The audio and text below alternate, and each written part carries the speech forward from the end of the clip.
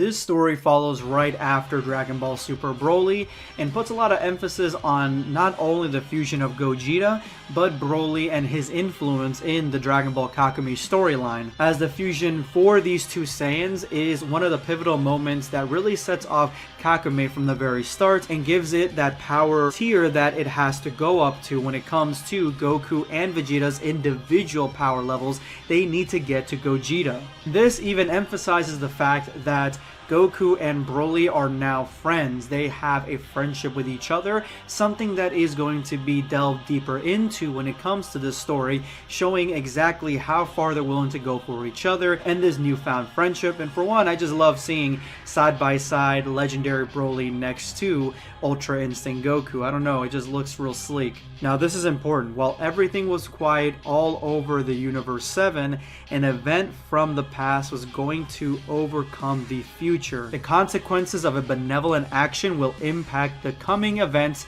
at a much larger scale, as we see Android 17 with his entire family that we've never seen before, at least not this in detail, and his wife who we've never seen before. As we venture to Universe 6, we see that Caulifla and Kale are hanging out with Champa and Vados on planet Sadala, as Vados seemingly, or at least Champa, is training or about to train Caulifla, who's extremely impatient and wants to learn these new techniques and the new skills now. But that is when they get interrupted by a huge earthquake running right through the entire planet. Now look at Kale here. Isn't she like so adorable? Look at her. Like, she's like completely shaken by this earthquake, while Caulifla looks like she's ready to take it head on. Now Caulifla immediately thinks that this is the new technique that Champa will be teaching her, but no.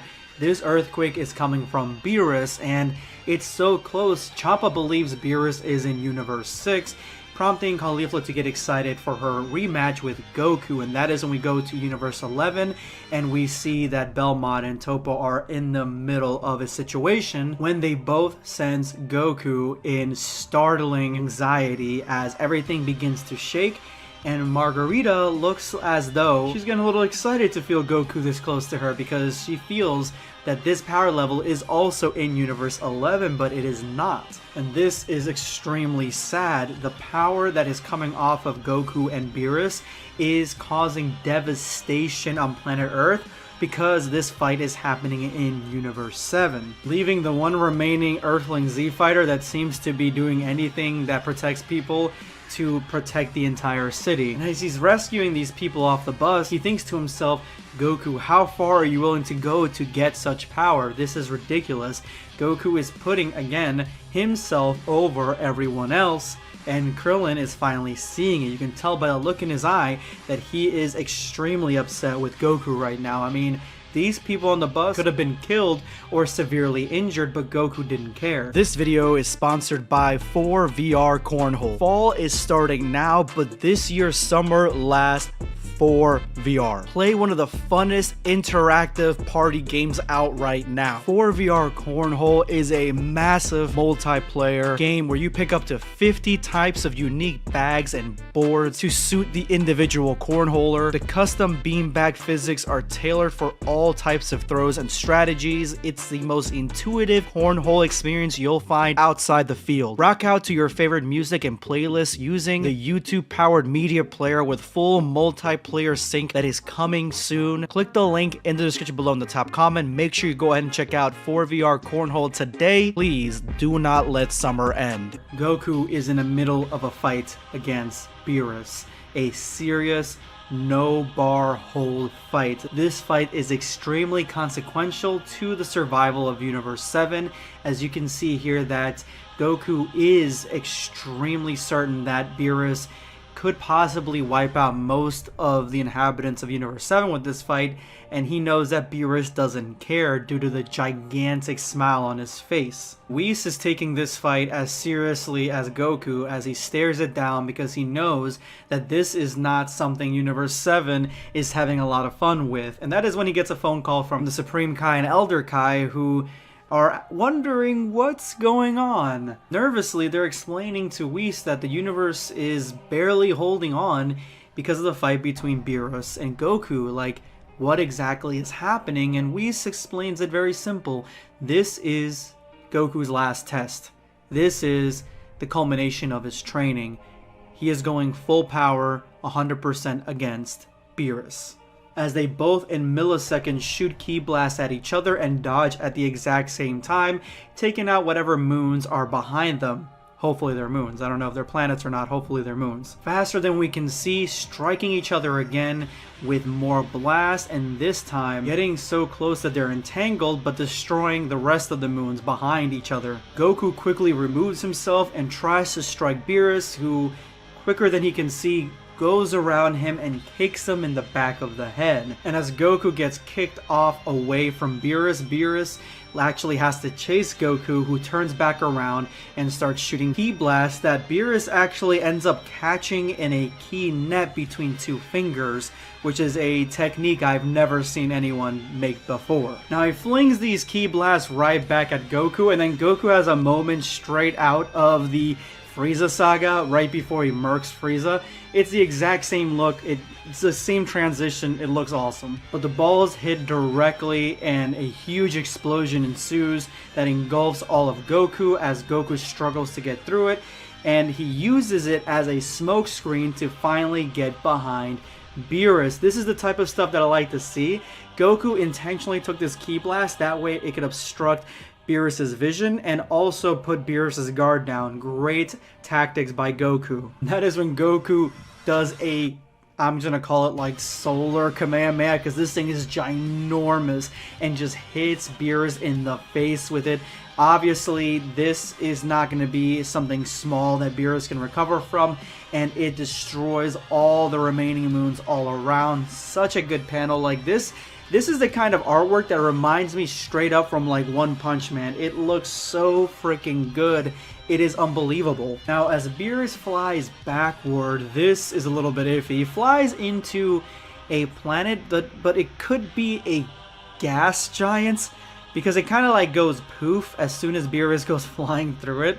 And hopefully there's nobody on there. I don't think there's anybody on there. It's probably like Jupiter or something, because it just kind of goes poof and then Beerus goes right through it. So yeah, this is the impact level of these attacks. These guys are fighting at universal level right now. But defying the laws of physics is something that Beerus is great at, because he, in that moment, as he flies back, I guess, milliseconds go by, he actually ends up grabbing Goku's face and then going to basically annihilate it with his own ki blast, trying to get Goku off guard. But Beerus is a lot faster than whatever feat Goku pulled off. Beerus is so much faster because he came out of nowhere, like he just was right in his face. It was crazy. It looks like Goku is just as fast, because he escapes Beerus' clutches as Beerus was ready for the KO.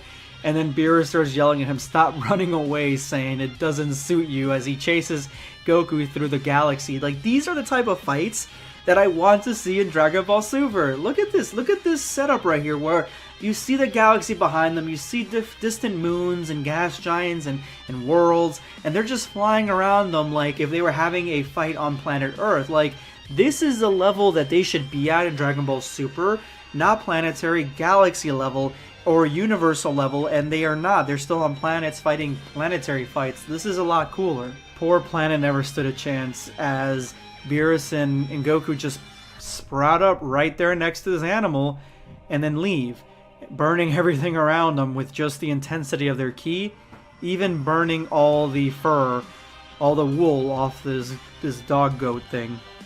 So sad. Now Beerus is gaining on Goku, and it looks, from at least where we're standing, it looks like Goku's actually fearfully running away, because now he's realizing that Beerus is about to like finish him off, and Beerus isn't really that hurt to begin with. But what could be possibly happening is that Goku is pissing Beerus off to fuck with him, so that way Beerus makes a mistake. Hopefully that's the situation.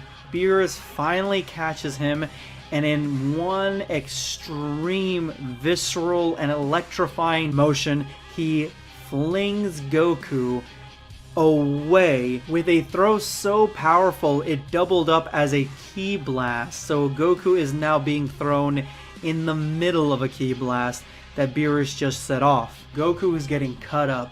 He is getting cut up and just ripped apart in this ki blast, going through stationary moons, gas giants, just ripping them to pieces as Goku is taking all that damage, but he cannot slow himself down, and he keeps going and going until he flies into a planet called Planet Taco, but this is not like the other ones. This one has people on it, as you guys can tell by the lights on the planet's surface. And it looks like Beerus doesn't give a fuck, because this is terrible. Goku lands on this planet.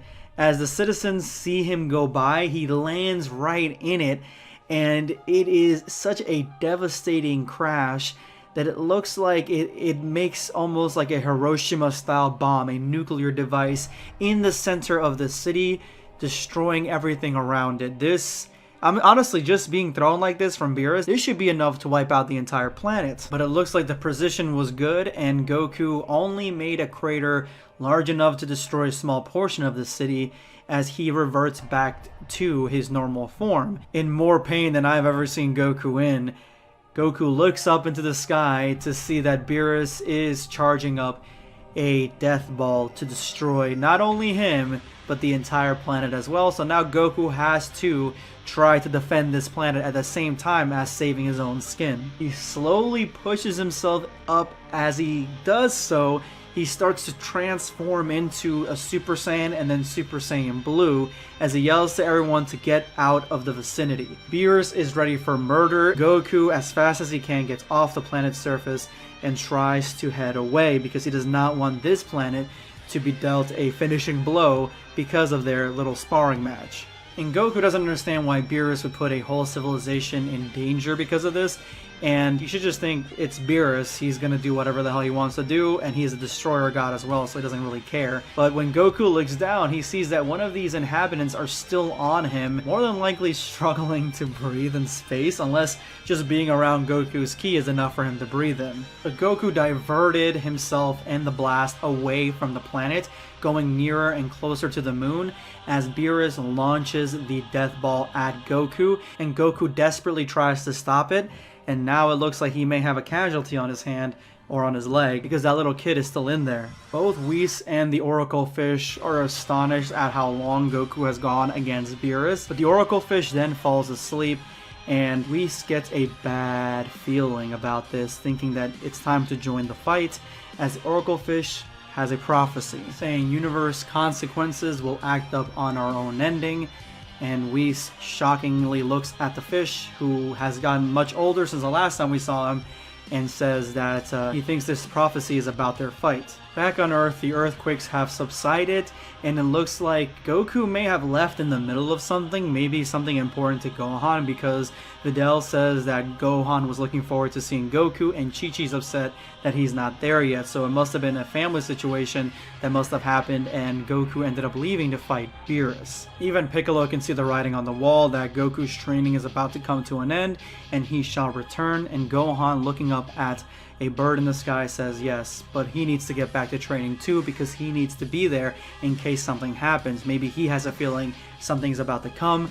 And Piccolo says, what about your studies? And Gohan looks at the eagle more intensely, saying nothing. So Gohan is ready to be a main character again and jump back into it. He is part of the promo art for this, so I'm hoping to see a lot of Gohan in this, which isn't what happened in the original. In the original, Gohan really wasn't a part of the story, so it's good to see that they changed the story for that. Gohan says, I'll find a compromise, giving him the thumbs up. Gohan is dead set on becoming the next warrior, as we get to a completely different planet that looks like somebody is running laps all around, and we see that our boy Vegeta is also training on a far-off world with the same weights on his arms and his legs that Goku had in Otherworld, which is such a sleek look. Honestly, those Otherworld episodes were some of my favorites, so I can't have any hate for this. I like this look. I like these weights. I always love added weights to a character, making them stronger. This sort of gravity training, weight training type of thing.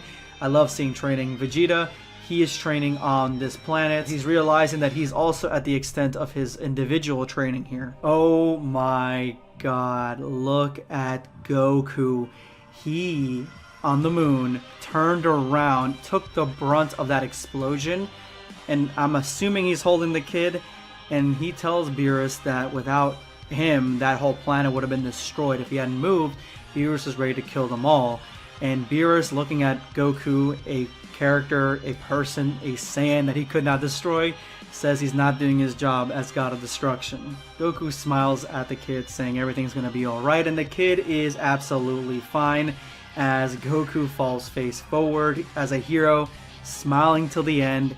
He smiles similar to All Might, and Beerus says that, yeah, he's never, even with gods, it's rare for him to use this much power, but he's never had to do that with a mortal ever before, but Goku has finally reached his limits as Whis enters the chat. Goku finds himself drifting off in water, not knowing where he's at, but thinking about his friends, his family, Vegeta, everybody else, and just thinking about how thirsty he is. And obviously this is not him right then and there because he's not all tore up like he was on the moon, but he is in a dreamlike state. Still ripped to pieces, stands up, and is in Ultra Instinct Omen. He carries off the kid, brings him back to the planet, then goes back to Beerus. Before Beerus can even realize what's happening, Goku is drifting off into space in UI Omen, which I'm surprised that he hasn't used it up to this point yet because the fight has gone so crazy. So he's been in blue the entire time, and Ultra Instinct has not been something he's been using. Goku goes away from Beerus and starts to pull in ki, but at the same time as drawing in ki, he pulls in planets as well. And you can tell that time has stopped because Beerus is still in the same position he was a little bit ago when he was smugly saying to Goku that his time is done. And Beerus isn't ready for what's coming next because Goku has created a two-headed dragon ki blast that has a ton of different planets, hopefully all uninhabited, inside of it. Crazy. Oh my god. And the dragon is ready to attack as it comes lurching out and gobbling up Beerus and Whis. Whis is standing right there, but the only thing is the planet is right behind him that he just saved, essentially, so like hopefully it swerves around that planet, but it's heading straight toward Beerus, and Beerus is freaking out. And as it consumes him, black electricity begins to run through this brand new attack, and it looks like it's amping up for a extremely satisfying blast, hopefully. But something's wrong. Beerus isn't in the attack anymore as a hand gets placed on Goku's shoulder, and Beerus has transformed into Hakaiishin mode. It is the same mode that Toppo had, nothing like Ultra Ego, the same exact thing that Toppo had, but it looks like Toppo may have just had a taste of it. This may be the next form for the God of Destruction, with the insignia on the chest, the darker red skin, the bulging of the muscles, and he says, I can barely remember the last time I combined these two powers. Be proud, son Goku. Goku turns around, but Beerus is back in front of him. I like the way the time is, the speed is portrayed in this fan manga, because you can tell the difference by characters' positions to each other and between each panel. Like, obviously in the show, you'd be able to see the little lines of them flying back and forth, but in this, it's a lot better done this way, with each panel showing them moving faster in just a different type of way, like by them not noticing the person move. And even Beerus comments on this, you're as slow as a turtle now, as Goku is ready to just do another ki blast, or at least unleash the one that he just destroyed. Try to unleash another one that was similar to the one he did before. It looks like the black electricity was Beerus transforming inside the ki blast, so it probably left it inert. So that attack was strong enough for Beerus to take this up to the next level, essentially. And this is a Kamehameha within a Kamehameha, as Goku does what looks like a Rasen Shuriken in Kamehameha in his hands, with a little tiny Goku also doing a Kamehameha in his hands. Great visual metaphor. Beerus had to combine his Hakaiishin Destruction mode, which is the one that Toppo had, with Ultra Instinct that Beerus also has access to. So this is a limit that Beerus has reached, because of the fact that Beerus isn't so good at Ultra Instinct as well, and Whis has said that before in canon, and now that ability, those attacks, all that has pushed Beerus to this brink. But Beerus is feeling pretty confident about going into this battle, as Goku is about to Kamehameha him right in the face. But as we're about to see what Ultra Instinct versus Ultra Instinct would accomplish, Goku actually becomes inert and falls out of Ultra Instinct and collapses, as Beerus and Whis just stare on And I like the cartoon version of this like really intense form for Beerus here. It's adorable. Goku collapses as Beerus is pissed off that he can't go further beyond, and he hasn't ever really done this before, so he was just really getting into it even though he was rusty. But then he realizes that his planet is gone. You see the Supreme Kai here just playing with butterflies, not doing his job, as Beerus comes in and asks him to fix his planet for him, using Whis' staff as a offensive tool to coerce the Supreme Kai to recreate his planet, because the planet was destroyed due to all the fighting. There is a little bit left of it, like a little tiny, like only the tree part is left of the planet, but the planet is not like a normal planet, it's like a godly version of a planet, so it almost looks like a little portal or whatever. And Supreme Kai says, it might take longer than expected, but yeah, I can fix it. I can try to see what's going on. Beerus orders Whis to go back to Goku so that way they can save him, because his atmosphere aura will soon expire. Makes sense, atmosphere aura, to fly around the stars. I like that this is explained. And Whis and Beerus are off to save Goku.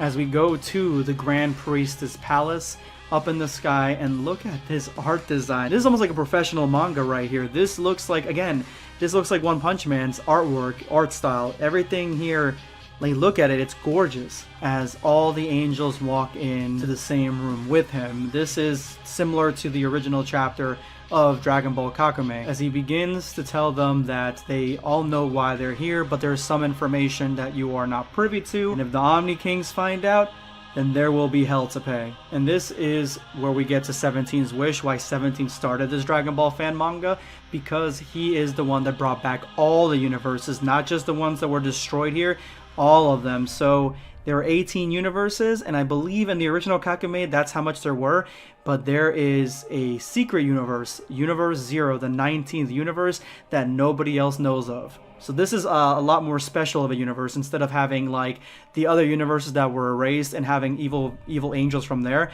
This is more specifically on Universe 0. Now they are curious why he has hid this information from the angels, but Margarita sees the truth, and that is when we get someone joining the secret meeting that wasn't intended to be there. And finally we get the Mother of Angels. Now it is not exactly stated here she is the mother, but in the original Kakumei she was the Mother of Angels, but it looks like they're going to go deeper into the storyline with the Grand Priest and his hidden past with Universe 0 and what he did. She calls him an imposter, so maybe he betrayed her because she was the Grand Priestess and then took the mantle for himself, but had a pretty good reason to do so.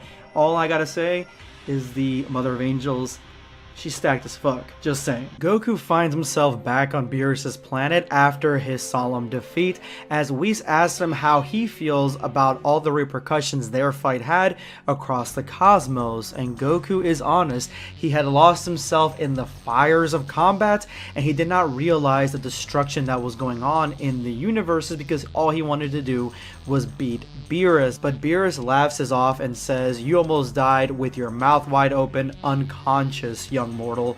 I'm not so young anymore," with a slight laugh. Time to heal Goku to 100%, says Whis, but Goku doesn't want 100%.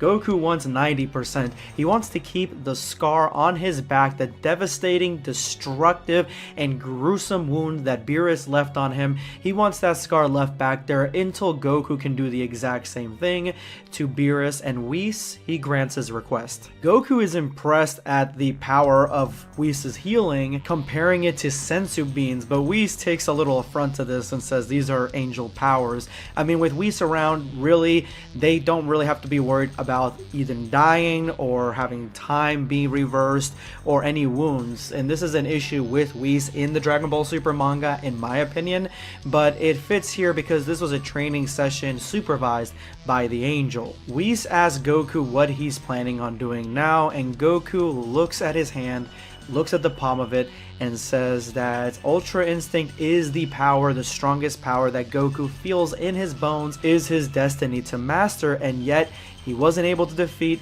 Jiren with it, he wasn't able to defeat Beerus with it, so As for now, he is going to go back to his wife and children because Chi-Chi must be worried sick, which to me is the right answer for Goku. As Whis takes Goku back home, Goku feels a little bit of apprehension from the angel. Goku asks Whis what he's planning on doing now that this is all over, and Whis has a bad feeling in the universe. There is an awful new presence in one singular point, and Whis is going to go ahead and check it out, which comes to a surprise to Goku because he's never seen Whis act like this before. New determination, Goku stands up, grabs Whis by the shoulder and says, "Let me handle it." Meaning whatever Whis has in store, let Goku do it. Goku is finally coming into his own as a huge and powerful force in the cosmos and all the solar systems and all the universes, and he wants to be acknowledged by Whis for that because look at the fight that they just had. Goku feels he is on par with whatever threat Whis is heading toward, but Whis doesn't feel the same way. He orders Goku to remove his hand. Goku does nothing, and Whis has to reiterate the exact same thing he just said, remove it, and then at that moment Goku's hand burst into flames. Now, it is unclear whether this is Goku doing it or Whis. I believe it is Whis doing it, trying to get Goku's hand to be removed, and Goku stares at Whis into his eyes with no effect from the flames being placed upon his face. Goku can handle whatever Whis is doing to him. Goku finally removes his hand, and Whis says it is not your job to handle things like this, to handle every problem in the universes. This is not something that you're meant to do, but Goku says it is not his first time doing it, so he's fine with it, and with that Whis says fine. I'm going to go ahead and send you on your way to this issue so you can go ahead and resolve it. I won't be able to come with you because I've been summoned by the Grand Priest, which is something that we saw in the last chapter. Again, if you missed the last chapter, my review for it, I'm going to leave a link to it in the description below in the top comment. Whis gives Goku not a Xeno button, I guess a Whis button. That way Goku can contact him if he's got any issues. Whis smiles to himself and says that this does not seem like a very good idea, but Goku is confident that he can handle whatever is going on in this moment, and that is when they finally arrive. Universe Zero is right in front of them. It looks like Goku is going to uncharted waters, and let's see what happens to him on the other side. We cut back to the Grand Priestess Palace where the Mother of Angels is spilling all the dirt that she has on the Grand Priest, saying that she never abandoned her children, and it is this guy, the Grand Priest, who provoked a genocide by thinking that he himself was on the same level as the Omni Kings, and the Grand Priest begins to flare up with power, ordering his children to stand. Reasonably, the Grand Priest's kids, they want an explanation as to what's going on. Obviously, this is cut a little bit ahead of time because we see that Whis is already here in this moment. The Grand Priest basically spills the truth. He says this is technically your mother and she is not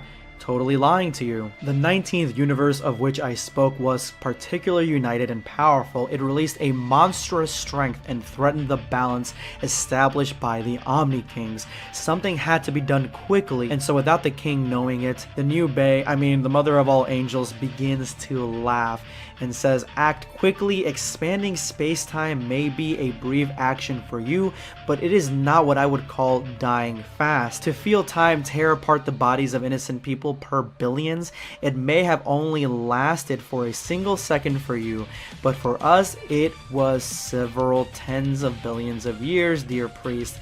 And it looks like the Grand Priest may have messed up on this one. It looks like he did not have the power of the Omni Kings or the approval of the Omni Kings to destroy Universe 19, and so he did it the only way he knew how, and that is by tearing time apart, tearing their space-time and destroying the universe, pulling it atom by atom, time period by time period.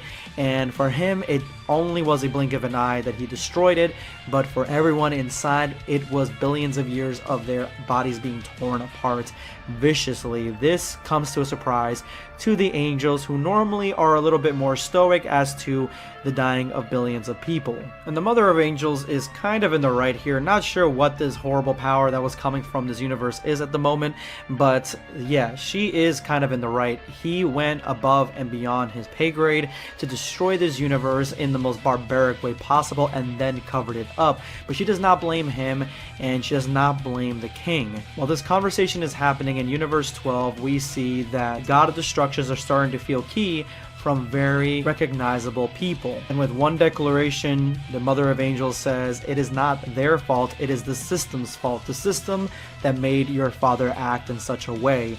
So it is society's fault, not these arbitrators, not the kings, not the Grand Priest. New energy signatures, new gods, new angels begin to block the light coming from the heavens onto the palace as faces familiar to the angels begin to show up. And these are the gods and angels of all the destroyed universes from eons past. Universes 13 through 17 are all here and all present, with gods of destruction that look very similar, quite similar actually, to the gods that we have in the very established universes. But what is different is the angels. The angels themselves are a little bit more of a torn, darker force. They look like they have a level of PTSD and even burn marks on them, where some of them have injuries that don't seem to have healed. Maybe this is part of them and their survival or their resurrection from these destroyed universes if they were destroyed in very similar ways to the one in Universe 19. But there is one person here that is very recognizable, and one that is recently recognizable to the players in the surviving universes, as Vados points out, and a golden hue begins to emit through the halls. God of Destruction Frieza stands before all of them, and even Frieza's angel showcases exactly why it is a fault of the angels that their neutrality leads them to these paths. It was Whis that resurrected Frieza and brought him back to life, and now Frieza is a god of destruction banded together with these destroyed universes. When I first read this in the original Dragon Ball Kakumei, I was actually very excited to see this development, because I always thought Frieza, if you're going to keep him around the way you are, he needs to be upgraded, and what is more upgraded than being the Emperor of the Universe to make that title basically official by becoming a god of destruction. And he gets a hot angel waifu as his angel attendant, so I think that Frieza definitely secured the bag on this one. Whis basically saw this coming, and the neutrality of the angels is a double-edged sword here, with Frieza taking the spot of a god of destruction. Frieza actually ended up talking to Zuno with his commanders, and they found out about the new universes, and he went off to kill the weakest of the god of destruction, the one that didn't have the sense or wanting to be a god of destruction, one that was lazy and powerless. He went after the weakest link and killed them, taking his spot as a god of destruction for Universe 18. Actually, Frieza was surprised that the Omni Kings would destroy such a weak god of destruction, because only Frieza thinks that threats should be eliminated, when in reality the Omni Kings destroy the weakest of the strongest. Frieza has determined that it is his birthright to be a god of destruction, and it seems that he basically killed the last one and just took the clothes off of him and put them on himself. And maybe that was enough to make him god of destruction. Maybe the angel did some sort of ritual with him, but now he is that god of destruction with all the powers that come with it. And he asks Whis if he regrets his resurrection, and Whis simply just says, "You are unconscious, Frieza. You have no idea of where you step." So I don't think he regrets it. I think that maybe he thinks that the rules themselves forced him to do it because everybody else was resurrected or brought back at the end of the Tournament of Power. But he thinks that Frieza is a child and doesn't know exactly how far he's gone in the search of greater power, and maybe this will be Frieza's undoing. Frieza gives his thanks to Whis on his resurrection again, and then asks where is Goku with a smirk. When the Grand Priest asks what does Goku have to do with anything, Whis explains that Universe Zero was something that he was concerned with. An energy signature was coming through there that he wanted to check out, but he let Goku scout ahead just to see what's going on with it, but he cannot sense Goku's ki from the dense aura that surrounds Universe Zero, and Goku's now using his button that he had given him for emergencies. Goku does not make the best scout or secret agent, because it looks like he ran in screaming like a donkey right into the headquarters of the Mother of all Angels, and that was Universe Zero. and it looks like they're using Universe Zero as headquarters as opposed to any of the other ones that were brought back from 17's wish, but they are dealing with him as angels and higher beings should deal with mortals, and the Grand Priest is surprised why they are keeping him alive. Does he have sense of information? Why have they imprisoned him? And the Mother of Angels responds with, "Don't act like an ignorant Kaishi. You know exactly why we use him." I love the artwork in this. The artwork is so phenomenal in this, guys. This is, I had to gush over it. It is just awe-inspiring, honestly. And I would determine with Goku's 6-second breach of Universe Zero, he was caught by the angels and the Mother of all angels and has been strung up, chained up, with chains protruding right through his body, and as he yells and screams, "You cowards, get back here, what do you want from me?" Probably regretting his decision to go to Universe Zero in the first place instead of just going home. Goku is now taken out of commission, imprisoned until the foreseeable future. Honestly, this is a great way to build stakes up in your story. Goku was shaking the universes almost as strong as Beerus in the beginning, the first chapter. That's all it was dedicated to, and now he has been single-handedly brought down by the angels and taken out of commission. So their strongest warrior is incapacitated, and now they need to find a new one. Goku seems to be their hostage as well as the rest of the universes, and the Grand Priest asks, "What are your demands?" The abolition of the divine hierarchy and the removal of that neutrality that you're so obsessed with. Such great stakes. Now, if this is something that they agree with, the Omni Kings would have to be taken out of commission, and the universes would go into war. The cutest of all angels yells "Father" as the Grand Priest urges them to stay calm, but someone has surrounded the Grand Priest, exerting that this neutrality, this mentality has blocked him and blocked everyone else from exceeding. The Tournament of Power had erased all the gods but not the angels because of the hierarchy, and the angels were above everything else, and it looks like it is a god of destruction driving up to the Grand Priest and actually looking like a threat against one of the strongest angels. But it seems like the leader of the gods of destruction has walked right up to the Grand Priest and says there is no more time for games, it is time to make things happen. But the Grand Priest isn't so sure that any of these gods of destructions could do anything against him. He is more worried of the angels, specifically the Mother of all angels. There is a hierarchy after all. The war between deities on a multiversal scale is about to begin, and the revolution starts now. Every individual, mortal or not, will have to choose his side. Only one will remain. Let's fight for a new world with perfect balance, and the Grand Priest jumps into action, trying to freeze the moment with his powers, freezing the gods of destruction. Collapsing to his knees, Cuss comes over and asks, "Father, are you okay?" And he says, "Don't worry, I froze them in time and space, but it is not over yet. We need to teleport them to Universe Zero and then freeze it, ending this onslaught. We need to get all the Kaioshin, we need to get everyone here. This needs to happen now." The Kaioshin come in and they're ready for business. With all of them united, they can teleport them back to Universe Zero and freeze them there. But the freezing of Universe Zero, the ending of Universe Zero, basically this is a last-ditch effort to stop this war from even starting. But this is the end of Goku then. Goku would be stuck at Universe Zero. He wouldn't be dead, so he could not be resurrected back. He would just be in limbo with nowhere to go, in excruciating pain for the foreseeable future. Back on Earth, Chi-Chi looks up to the stars and she feels a great pain in her chest. As she walks back to Capsule Corp, Goten asks Videl how she is doing. Videl does not really know what has come over her, so she walks over to her and asks her if she's okay, then assures her that he's just a little bit late, you know how he is. And Chi-Chi says, "Yeah, you must be right." She's obviously thinking about Goku. She feels something is wrong, something different than before, something different than Goku just missing the holiday or whatever event they're planning. He is possibly in danger, but Videl is trying to keep her calm. The designs for Videl and Chi-Chi here, I like them a lot. I like Chi-Chi's ponytail. I like how her hair has evolved over the years. Obviously, this takes place a little bit in the future past Dragon Ball Super. And Videl definitely has that same look from the Battle of Gods movie.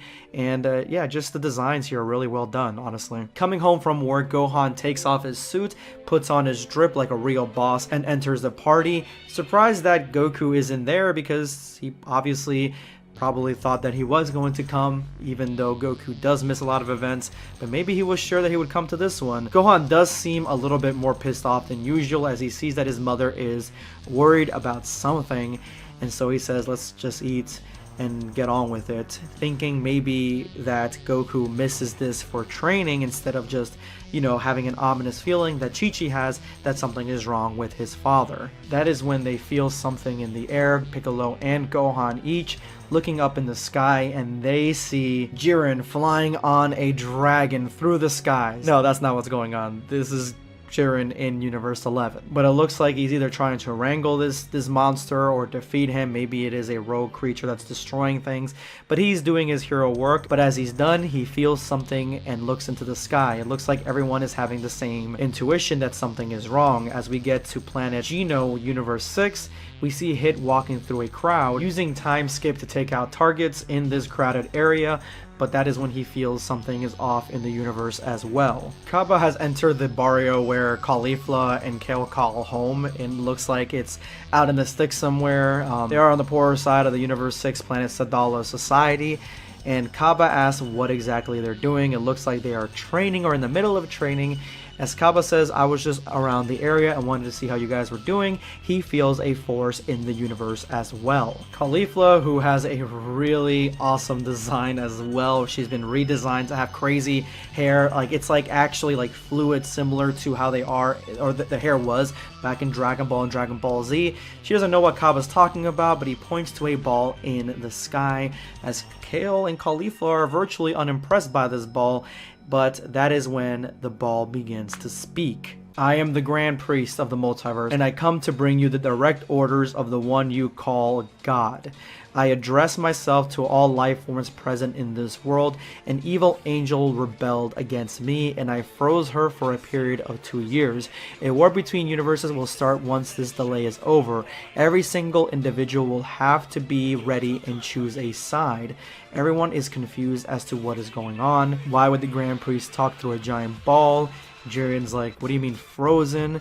And Gohan has no idea what any of this means. But I do like that there is a set time limit now. There's 2 years before they become unfrozen, giving the heroes of all the universes. We see the main characters here, Kaba, Kale, and Caulifla, Hit, Jiren, Gohan, and Piccolo, giving them all time to train and become stronger. This is a great setup for this arc. Now Caulifla seems a bit more worried as Toppo reacts and reaches out to Jiren, who sees the same exact thing.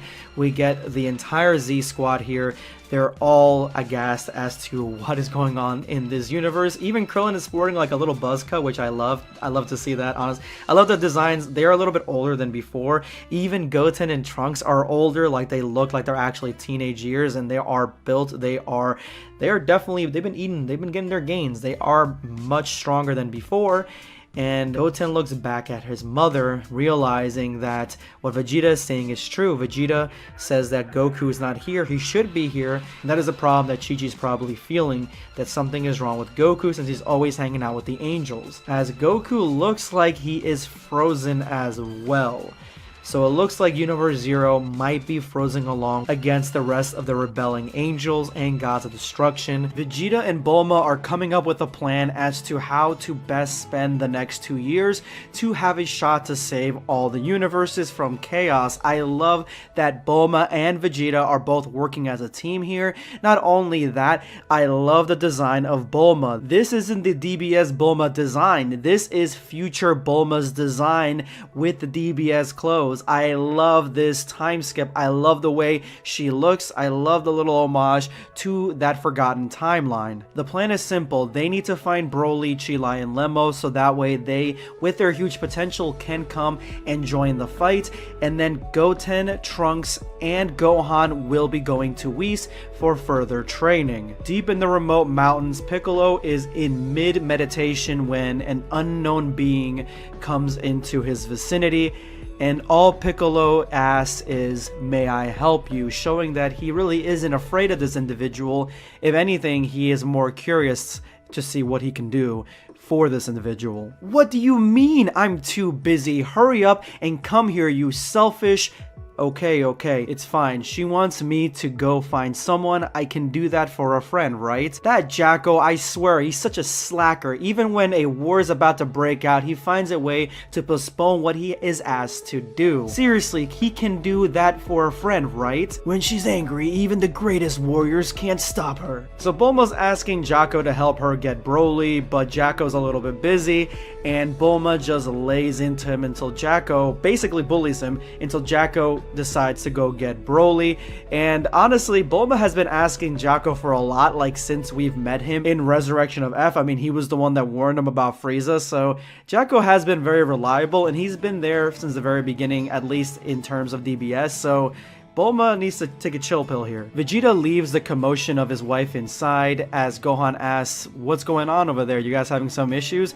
And Vegeta says, "Nothing compared to what's going on out here." As Vegeta, handing off Bola to Videl, asks Gohan, "What do you plan on doing?" Even though he had said earlier he wants him to go to see Whis, he's actually asking Gohan, what are your future plans? Are you going to train, or are you going to study, or are you going to do both?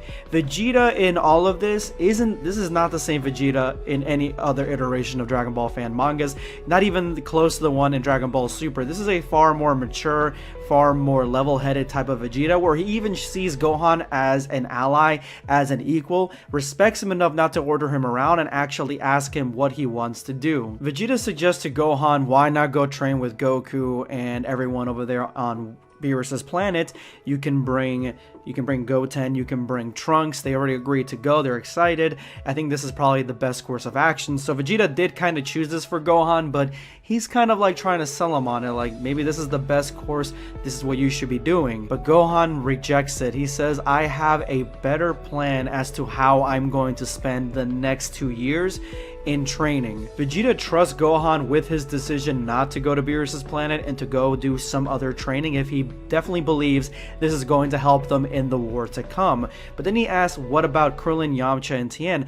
What is the best training program for them? Instead of casting them out as weaklings like old Vegeta would, saying that there's no even reason for them to even be there, they're just weaklings, they're never going to get strong enough, Vegeta's actually being like a leader, a team player, and asking Gohan, like, what are they going to do? What is their training program? Like, what would best suit them? And Gohan has the perfect idea. Gohan decides to take it on himself to pitch the idea to Krillin and Tien and Yamcha, which I think it's cool that we get Vegeta coming up with a plan. He had a plan for Gohan, then he pitches it to Gohan. Gohan has a different plan, but he's got a plan for somebody else. Then he pitches it to somebody else. I like that they're working as a team. This is probably the most teamwork I've seen out of the Z Fighters in a very long time. And when he goes to Krillin's house, Krillin has, again, that hair that he had earlier in the last chapter. Plus, he's still wearing his outfit from the party, and he's hanging out with his daughter and wife. And Gohan tells him that I have the best training solution for you. Come check it out. But at that moment, they all get the most devastating news to date, and that is something that Whis has told Vegeta, and Vegeta seems slightly worried, but not as worried as everybody else. Even this information got 18 shook. Goku is frozen in the universe that the Grand Priest ended up putting a timer on. He is stuck there with the rest of the evil angels and gods of destruction.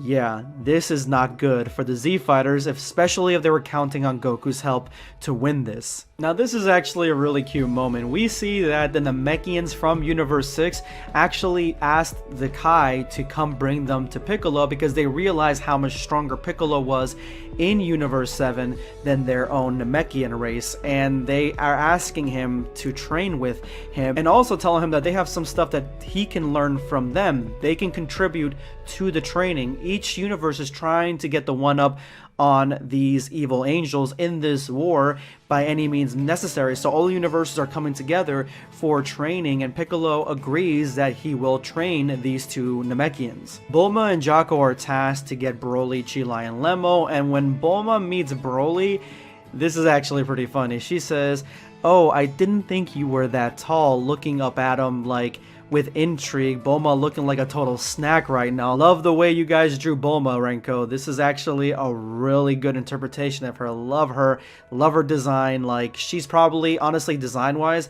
my favorite character so far in this manga, and I like that she's a main player, but this obviously got Chila thinking some kind of way, and she's like, you better back the fuck off, my man, you know, even though they're not together, you better back up. And we get the interesting revelation that they all three thought this was a dream, a collective dream. The warning from the Grand Priest from his portal, they thought that it was a dream that they all had together, and that is because that was the only way the Grand Priest could show all the universes the exact same message, because some people would be sleeping, so whoever would be sleeping, they would be seeing it in their mind's eye. That's exactly what happened to Chilai, Lemmo, and Broly.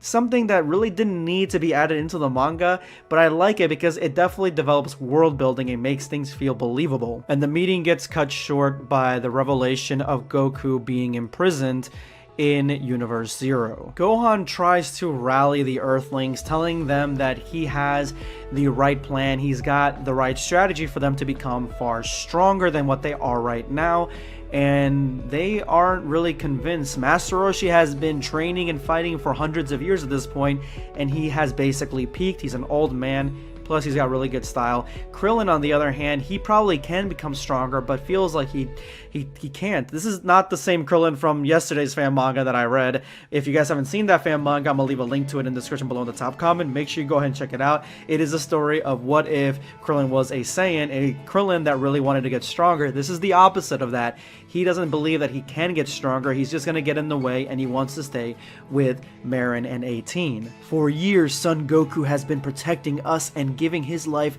to the weak without hesitation. If you want to stay with your people, do it. But my father and millions, billions of other people are waiting for us and need our help.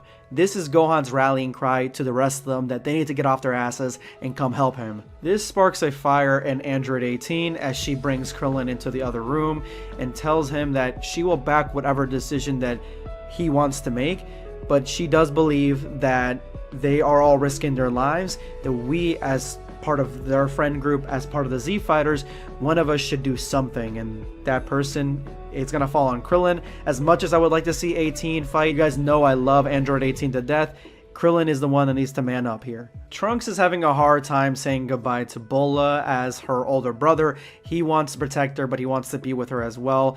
And Vegeta tells him to hurry on with Goten, go to the ship, which I like that Goten looks like a miniature Goku, like 100%. And I like it because we don't have Goku right now, so it's almost like people that love Goku and want him to be in every aspect of the story. If you remove Goku from the story, you still have mini Goku here who is just coming into his own. He's just starting his journey. And as Vegeta takes away Bulla, he says, "Don't worry, princess, daddy will be back." Bulla has definitely softened Vegeta's heart, and that makes 110% sense that Vegeta's heart would be thought out by Bulla. Gohan managed to convince Krillin, Tien, and Yamcha to come along on this adventure, and they're all off, joining Vegeta, Goten, and Trunks in Whis' cube to be sent off somewhere else in completely different universes for training purposes. This is the beginning of the War Games arc. The first stop is Universe 9, and Vegeta's a little confused. What do you have in mind, Gohan? And Gohan says, for Yamcha, Tien, and Krillin, you'll go and see the Trio of Dangers. I haven't contacted them yet, but I'm sure they will accept. And Gohan seems certain that the Trio of Dangers would have defeated Cell or Majin Buu, so they are extremely powerful, and they can train these Earthlings to become powerful in their own right. Even though Yamcha doesn't seem like so sure about this whole situation, he doesn't seem so sure that a couple of months have anything to teach him in the sense of martial arts. I like the Trio of Dangers aspect. I don't see how they're going to be training them to become stronger, because I didn't get a sense from the Trio of Dangers when we were watching them that they were masters or teachers or anything like that. I didn't get that sense. I don't know what Renko and the team have in store for the Trio of Dangers, but I will say this, out of every character in the Tournament of Power, the Trio of Dangers to me had some of the best, if not the best, original designs for brand new characters. They were really cool designed, they had really cool powers, and I liked them a lot, so I'm glad to see them again and make a comeback in this Dragon Ball fan manga. And on the other note, we see that Bulma and Jaco are taking Broly and Chilai with Lemmo to Universe 6's planet Sadala, but before they can even finish that conversation, Jaco actually hits the ignition on their first cross-universal ship that can go between universes, which looks exactly like a Bulma ship from the Namek arc, and this ship is going across to Universe 6, so I like that they have technology now. They don't need the cube, but they have technology that brings them to different universes. The Z Fighters approach planet Calamint in Universe 9 and see that the planet is covered in a protective shielding that basically wards off anything from the outside. The cloud is about 3,000 kilometers thick, or half the radius of the planet at its center. That much, and we'll have to go through it. But no, with one blast, a huge hole opens up through the thick cloud, and it leaves an opening in the earth that visually, in my opinion, looks really interesting. I've never seen a protective coating this thick around a planet, because usually a hole like this would mean that the planet's being destroyed, but no, this is just the outer layer of the planet, almost like a hard shell candy, and Whis penetrated no problem. As Tien, Yamcha, and Krillin jump into the hole and land dead center in the planet that the trio the Dangers call home. We then get a small clip here, a panel that says, why did Gohan get off here? No idea. So where Gohan wanted to go is being kept secret, I'm assuming either till the end of this Dragon Ball fan manga chapter or the next one.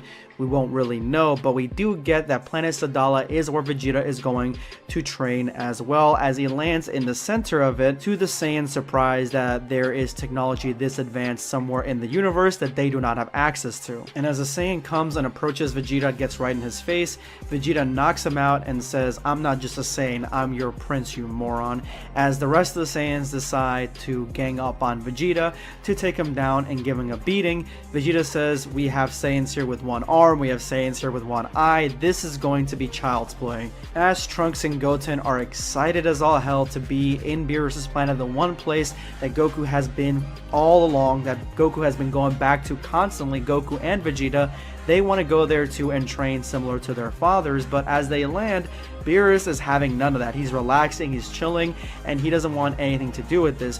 It looks like the Gods of Destruction, at least Beerus, isn't really caring too much about the imminent threat of the evil angels. They're trying to get a plan together, they're trying to get these guys stronger, and yet he's still upset that they are even here. He doesn't want kids on his planet. This selfish reaction pisses off Goten, who yells at Beerus saying that my father could be dead right now, we need to get serious about it, and Beerus says, in another tone, mortal, your father is the least of our worries. In a war of this magnitude anyway, hothead as he is, Goku would have died one moment or another.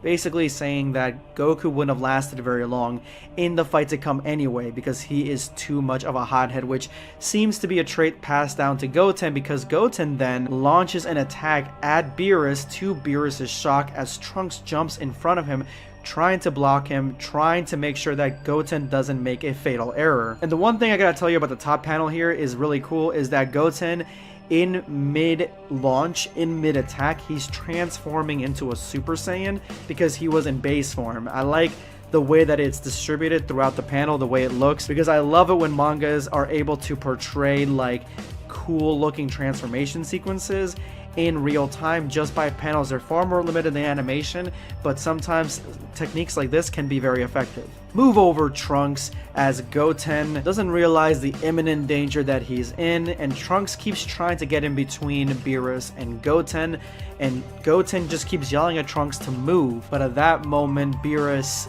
comes in quick, snatches up Goten by his head, yells at him stop bawling, and throws him into the side of one of his moons. And before Goten can even breathe, Beerus is ready for that Hakai. But he wasn't very serious about it, because he honestly just knocks out Goten, but Goten was taken out far easier than his father was in the first chapter of this Dragon Ball fan manga, and Beerus just reiterates he does not want children on his planet. Tien, Krillin, and Yamcha are basically at the mercy of whoever's on this planet, and not only are they lost, they don't speak the language. These guys speak speak a completely different language, and they're surprised because the Trio of the Dangers spoke English, they spoke the same language, and now they can't communicate with anybody. But the Trio of the Dangers, after seeing what happened with the sky, they came in here to investigate, so they're actually at ground zero, and it looks like they're here to help. Vegeta takes down all the Saiyans, only to be confronted by Caulifla, who yells at him, "Why did you take out my friends?" It looks like Vegeta may have landed in the poor section of Universe 6's planet Sadala, because if you guys don't remember, that is where Caulifla stays. She stays out in the outskirts with the rebels and just dirty brigands and stuff like that. She's like a gangster. So she lives in the low poverty sector where you have to steal to get by, you have to steal to eat. And so it looks like that's where Vegeta accidentally had landed, instead of landing in the nice areas with the prime real estate and where the royalty resides. He is down here with Caulifla. Jocko is surprised the ship made it in one piece, and now they're off to Universe 6, but he does say something interesting, that this was its maiden voyage. They've never tried this out before, so this is the first time a piece of technology is breaking through the time barrier, the sound barrier. I just made that up, but you can see here on the top panel that you can see it punching, the ship punching through space-time reality. I love the designs here, guys. The creator, the artist here, he must be putting overtime in for this fan manga, because he's just hitting it out of the park. Lord Belmont will not lose his destructive powers. However, he has been a god of destruction for 3 million years, and the powers of immortality attributed to destructive deities last only as long as their reign. So what Margarita is saying is that after you become a god of destruction, you still retain some of those god of destruction abilities and powers, maybe not as strong, but you do retain them. The issue is that immortality only comes if you're still a god of destruction. If you are not a god of destruction anymore, you may have the destructive powers, but if your race has gone well beyond its years in being alive, then you're gonna die. And Belmont is ready for that sacrifice. He's realizing now that it is time to pass on the mantle. It is time for Toppo to reign out his own dominion over Universe 11 as its god of destruction in this upcoming war. They need fresh blood, and he tells Belmont that he is ready. Toppo is ready to take the mantle. Out of the ground, a statue covered in crystal that looks like some ancient deity or something that you'd see maybe out of Naruto or Hunter x Hunter comes out of the ground, and it looks like this is the device that is needed to transfer or create gods of destruction. And with the advent of this statue, the process begins to take place as a destructive title and nature and powers from Belmont are transferred to Toppo, who is finally deemed strong enough to handle them. But as this ritual takes place, something crashes off in the nearby woods, and this is left to Dispo to check it out. Which I like that it really only took a glare from Jiren to look at Dispo, and Dispo knew exactly what his role was, to scout out what exactly just dropped, because they don't know if it's an enemy or not. They don't know what it is. Somebody who is coming with malevolent intention could come to try to destroy both gods of destruction in one fell swoop or something along those lines in this delicate process of transferring power. And this is the best panel in the entire chapter. This is what Belmont looks like after the transfer is complete. He's dead. Everything that he had is transferred into Toppo, and Toppo is now the god of destruction for Universe 11, leaving Belmont a statue, lifeless and decayed. Margarita really has no emotion toward this and asks Toppo how he feels, and Toppo, he's fine until he sees what became of Belmont, and rushes over to grab him and make sure he's okay, but Belmont is essentially gone. And this is a cool scene. Instinctively, Dispo and Gohan, who really weren't here to see the entire transformation, as they look at Toppo, they realize that this is not the Toppo that they knew. This is a god of destruction. And Gohan says he doesn't really understand what's going on, doesn't really understand everything that's happening here, but they're running out of time. And so he thinks that they have a lot to offer him in terms of power and ability. Caulifla is visibly shaken as to the events that just proceeded in front of her as Kaba and Kale try to figure out what is going on. "Well, there's your idol who just smashed up members of our own people," Caulifla exclaims. Kaba, continuing to climb, asks, "My idol? Who are you talking about?" Vegeta has no room for games and tells Caulifla to stop being childish and take him to the king. To this, Caulifla does not respond kindly. "What is wrong with you? You just beaten up my buddies and you're giving us orders?" Caulifla, as Kaba struggles to keep her restrained and really taking one for the team holding her like that. But this brings up an important question as to the state of Planet Sadala after the Tournament of Power, because Caulifla was an outlaw and Vegeta just defeated the Planet Sadala force. So did Caulifla's standing raise after the Tournament of Power? Is she friends with the army now? By these events and this reaction, it seems so. "There's something off about that girl. What kind of rabid dog is she?" Caulifla shows Vegeta what kind of rabid dog she is as she continues to struggle and wiggle around in Kaba's arms. Vegeta orders Kale, the quietest one, to take him to her king. Okay, I'll calm down. For real? If I say so, I'm calm," Caulifla remarks as she begins to get out of Kaba's embrace. Vegeta barks another order. "Don't let her go, Kaba." And at this point, I think Vegeta knew what Caulifla was going to do as she begins to lunge straight into Vegeta with a right hook, coming for the Prince of All Saiyans, and this was when Vegeta made Caulifla rethink her life decisions, instantaneously transforming into Super Saiyan 2 and whopping her right on the dome. Vegeta's kick rolls Caulifla like a sack of potatoes to the shock and awe of Kaba. Vegeta has knocked her out. "What are you waiting for? Don't make me repeat." We move our location to an unknown planet called Planet Pillar as Hit seems to be on a mission, but behind him is a skulking Frost who is struggling to stay hidden from the assassin. The heat from the planet is getting to the scoundrel as he seems to be tailing Hit for unknown reasons, but Hit is the wrong person to play these games with as he begins to charge up his killing move. Frost is sure of it. This is Hit's assassination move, but before Frost can think, Hit is on him. "Tell me, do you have any other brilliant ideas for telling a man born to hunt?" Hit questions Frost as he struggles to figure out who hired him. Okay, calm down, will you? Nobody hired me. I only work for myself. In fact, I want my revenge, Frost explains with that sinister Frieza-like smirk. Heading back to Planet Sadala, Vegeta is being taken to Planet Sadala's palace, but he doesn't see where it is. It is out of his gaze. Kaba tells him to look down. As a beautiful, extravagant, highly detailed palace emerges as it is bored into the core of the planet. The team behind Dragon Ball Kakumei really outdid themselves with this artwork as they do every chapter. This is beautiful. They are escorted to the king of Planet Sadala's chambers, but Caulifla unfortunately wakes up in the back of the cruiser, and she yells probably one of the funniest things in Dragon Ball Kakumei and says, "You crazy bastard, you kidnapped me. If you think you're gonna get away with it." And right now, Vegeta's kind of in a pickle because on the outside, he can easily knock out Caulifla, but now he's in a vehicle with several other people and Caulifla's taking him from behind as the fight inside the ship makes a spectacle across the entire platform.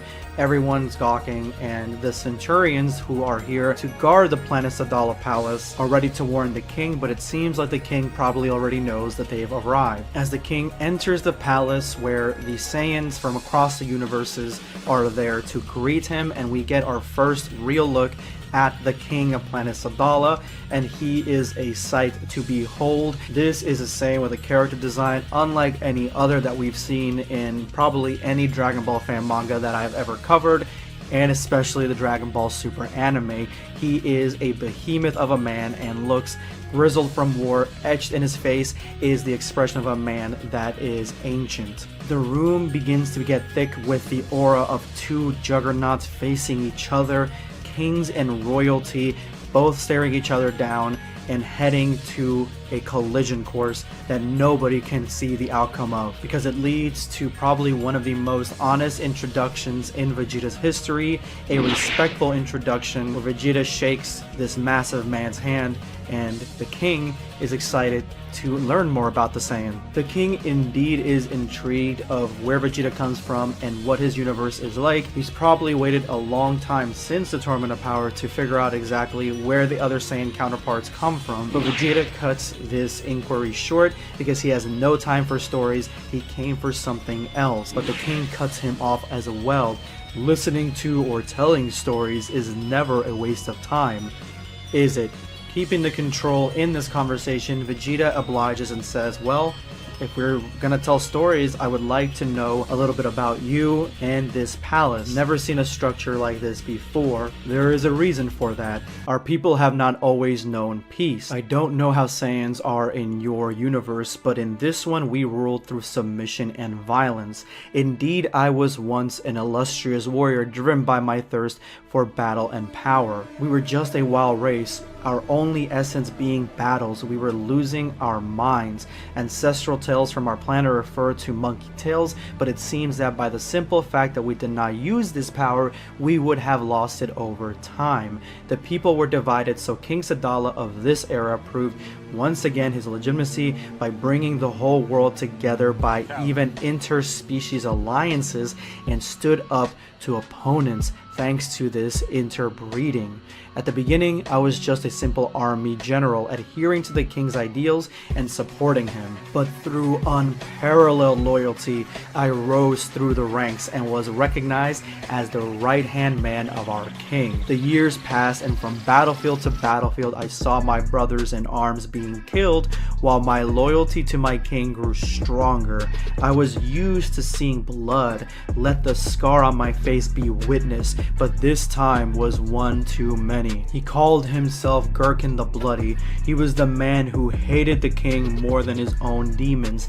Eternal runner-up, the king had beaten him again and again, but to have spared this man each time was fatal for him. Night and day I hunted him down, driven by my hatred, but to my amazement, the relief I coveted by killing Gurken was ultimately an illusion. Shoving my fist into his stomach did not fill the void I felt. When I removed it, I saw nothing but the emptiness of an endless tunnel.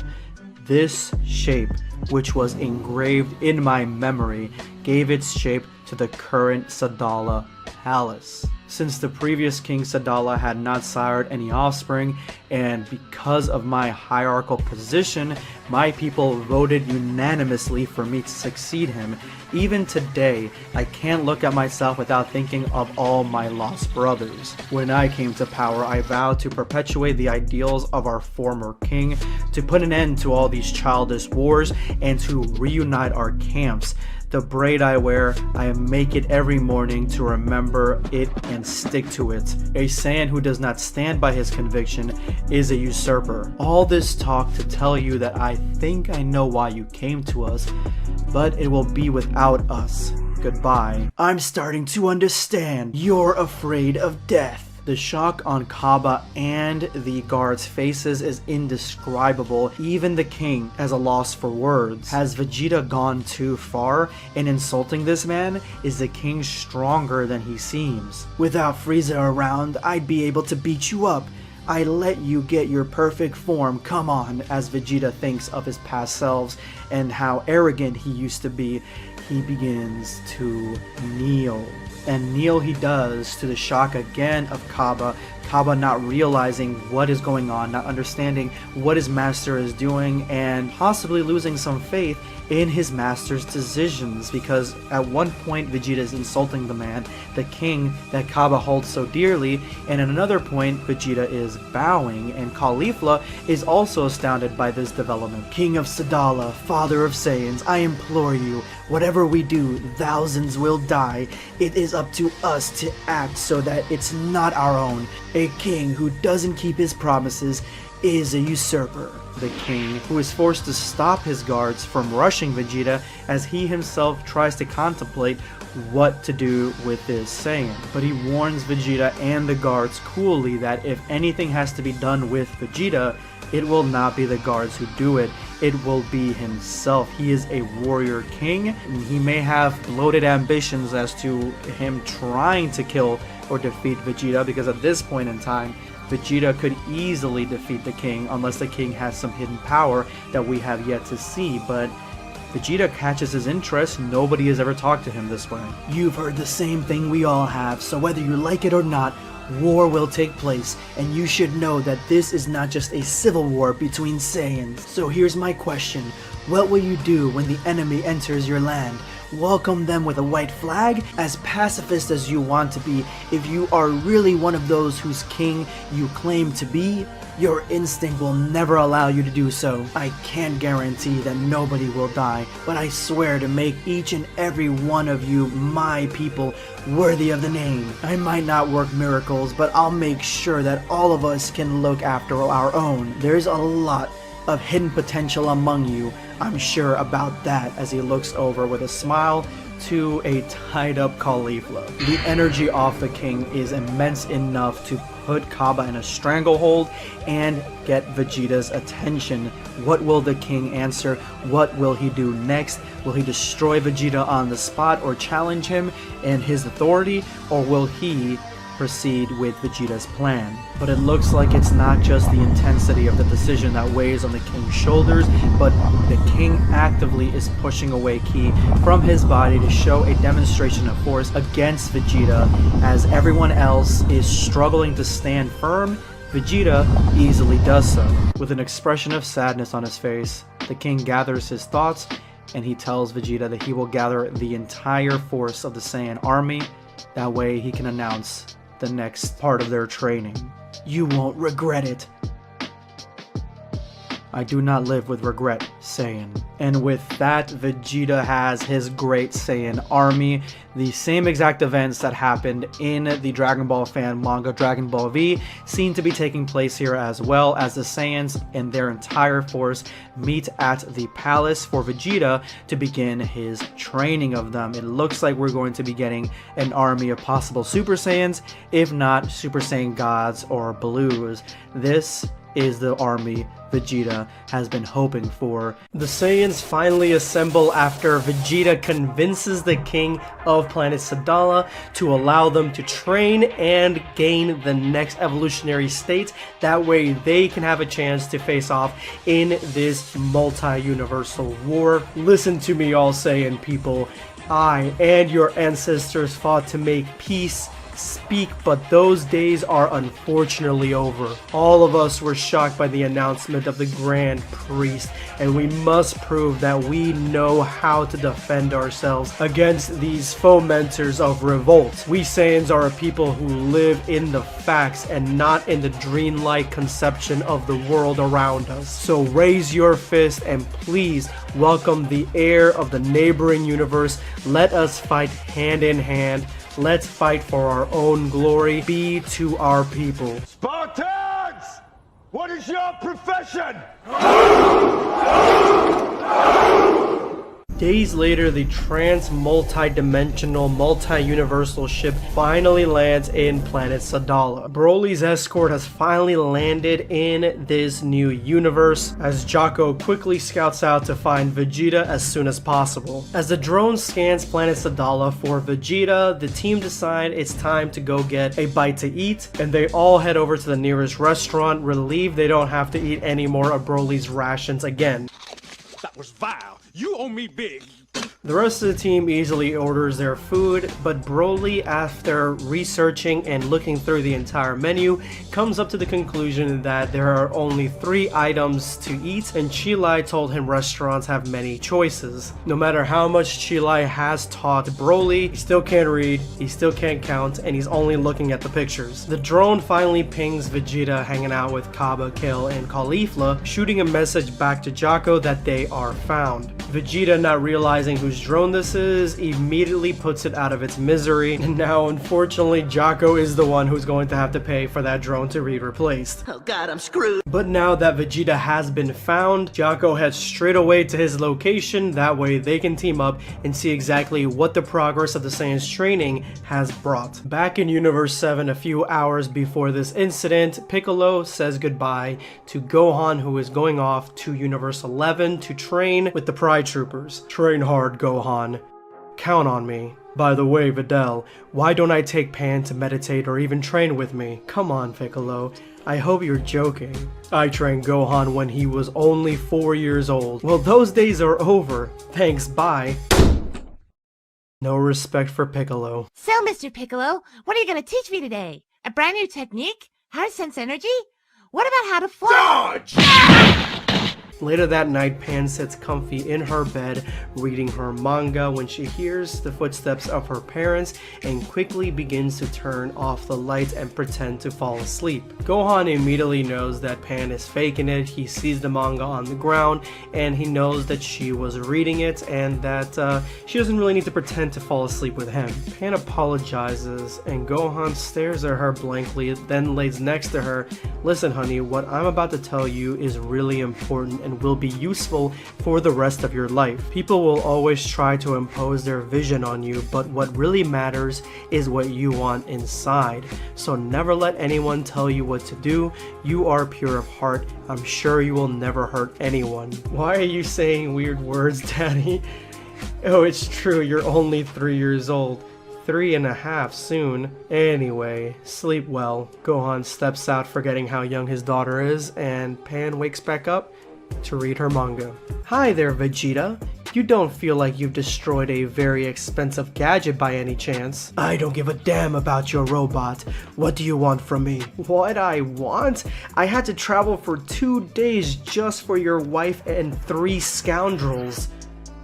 Yes. Vegeta makes his way back to Bulma at the food stand, and she warmly reconnects with Kaba, instantly remembering him from the Universe 6 tournament. But she begins to bring up a blank when it comes to Caulifla and Kale. She doesn't remember either of them, and Vegeta never mentioned them. Caulifla thinks it's very uncool that Vegeta would just blank them out like that, not telling her anything about some of the strongest fighters in Universe 6.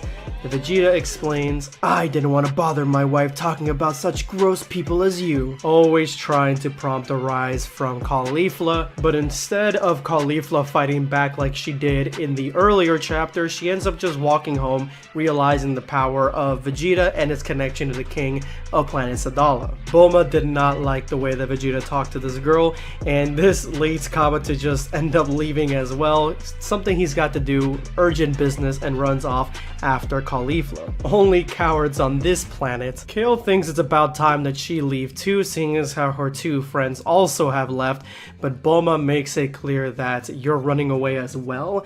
We need someone to guide us through the city. Come on, it'll be fun. But in this moment, mid-chew, Broly turns around to Kale and they lock eyes as fate itself has connected the 2 of them. Unflinching, continually staring, Chilai jumps up between them, trying to get them to budge and move, but they are staring each other down. Broly, and you are... Kale. It takes everything Kale has to muster inside of her for her to say the next statement, and that is, that's okay, I don't have anything better to do anyway. We can go downtown if you want. Bulma jumps up, excited to have another female presence in the group. They reach their final destination, but Chilai is a little bit put off with the intense staring session that Broly and Kale had earlier, and Broly tries to figure out what's going on, but Chilai won't budge on what she's feeling. Kale brings the group to a downtown section of planet Sadala's main city, and this downtown section looks to have shops, gift shops, amusement park rides, restaurants, a bunch of different things for them to do, but Chilai wishes that Kale wasn't their guide till the end. She doesn't want anything to do with her. Look, people seem to be really busy here. Where do you come from, actually? I mean, how things go in your home planet? To be honest, I've actually never done anything else than hunting. There's neither people nor much to do in my home place. But there is Chilai, and I love her, as Broly picks up Chilai and puts her on his shoulders. Bulma sees the staunch similarities between this area of Planet Sadala's city center and Earth. Vegeta sees it too and says, well, there's nothing special here, let's go, it's time to go. Broly has a great time in the city center, looking at delicious foods, playing games with all the children, looking at the amusement park, enjoying everyone's fashion sense. And that is when Broly is called out by a couple of wannabe gangsters and thugs, saying that he is in their territory, in their spot, even stealing their females. Who does he think he is? But Bulma puts a quick stop to that. Bulma, being on a completely different level in this Dragon Ball fan manga, yells at them, "Do you think this is how you treat females? Be gone now," and expels these hoodlums away from their party. It doesn't seem to matter which universe you're in, you're always going to have bad apples in each one, but Bulma decides that it is actually a good point that Broly shouldn't be walking around shirtless, especially around all these women, and he should have something covering him up. Bulma pulls out a dish-shaped capsule corp tech, something new we've never seen, but Bulma makes the fatal mistake in trying to remove Ba's pelt away from Broly, and Broly instinctively grabs Bulma's arm, accidentally hurting it. But Kale stops the interaction and says that she doesn't mind the pelts at all, and if the smell does bother Bulma, then she does have a perfume maker that she knows that can get rid of it, something that Broly 100% takes to heart. And Bulma honestly had no idea that the pelt meant so much to him, but decides, let's go ahead and continue with putting on this shirt for you. But it's not an actual shirt, it looks to be some sort of Capsule Corp nanotech technology,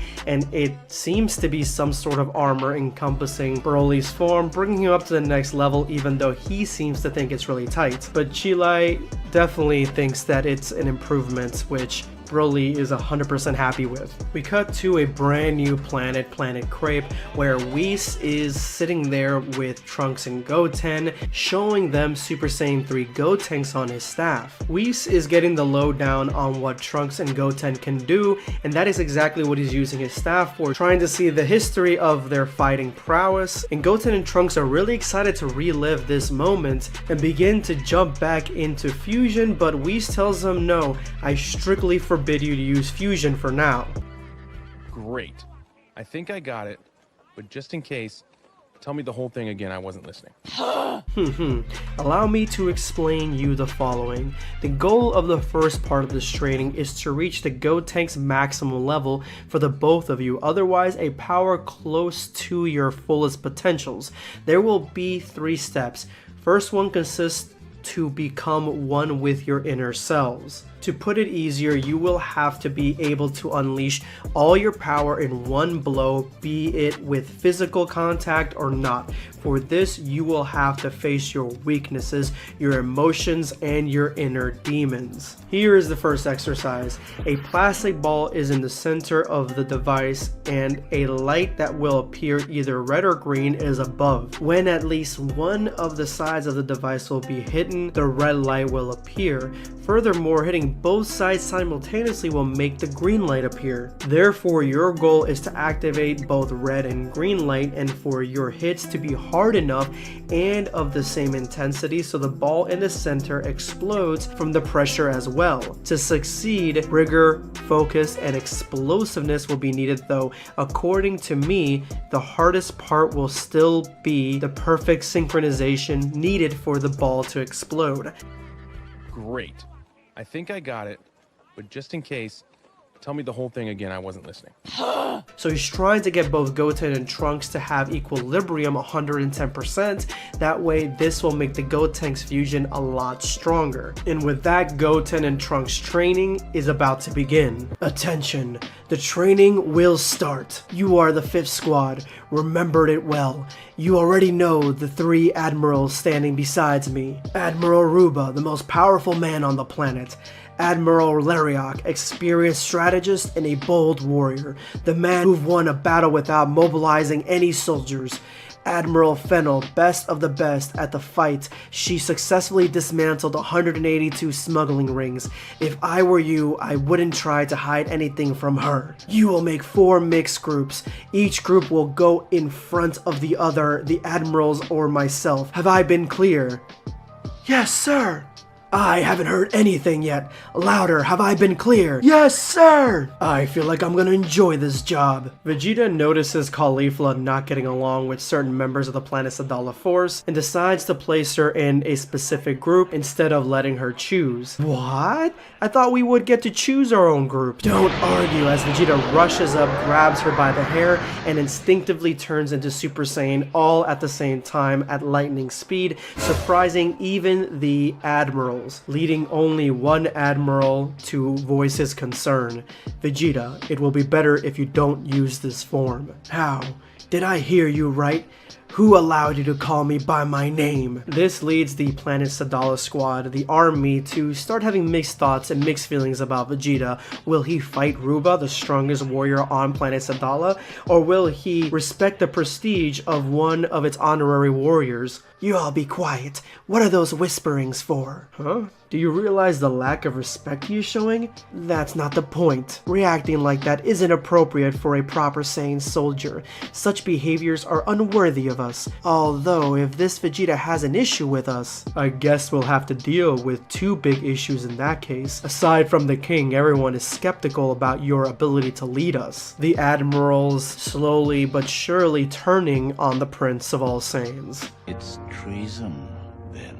Now what? You're doubting about my legitimacy? The Sadala squad is quite confused and looking at Vegeta with a great deal of concern as Vegeta realizes that he's quickly losing the attention of the army. All three Admirals square up on Vegeta. They will test his power right away. They will test it and see exactly how far he will go to quell insubordination in his ranks. Calm down, everybody. We will find a compromise. Yes, listen to Kaba. Silence! You seem to forget who you're talking to. I am Vegeta! And with a tremendous explosion, God Ki surges through Vegeta's body, and he is ready to quell this disturbance. Nip it in the bud. Come at me! Come at me!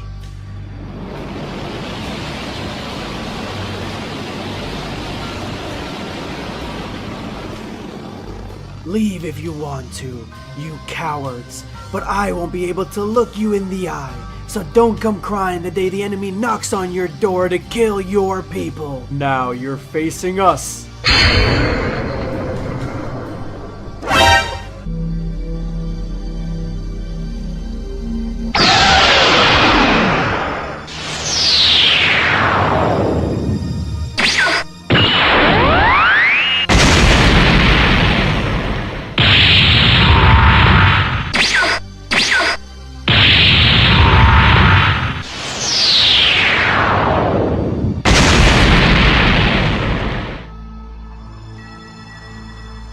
You look at me like I'm a monster, a bloodthirsty beast. But do you understand now how it feels to be weak? Do you understand what it's like not to be able to protect your own against an enemy that is far too dangerous?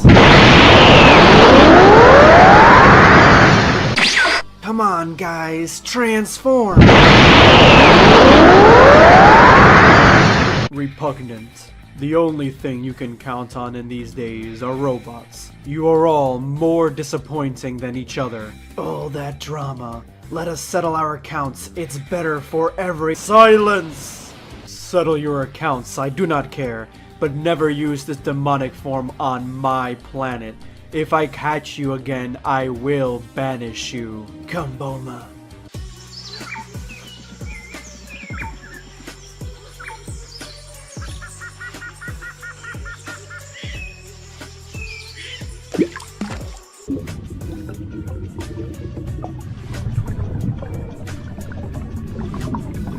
Swimming at full speed for about 20 minutes. I've lost them for sure.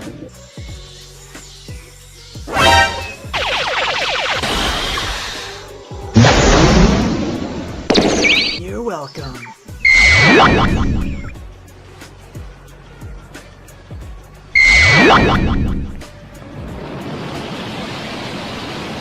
It's super easy to be an assassin, actually. What's your problem? Huh? You can't hit your targets anymore? Or am I just better than you? You will leave me alone from now on until the end of time. Have I made myself clear? Ouch. Oh my, it hurts like hell. I accept under one condition. Prove your superiority to me. Come on and fight.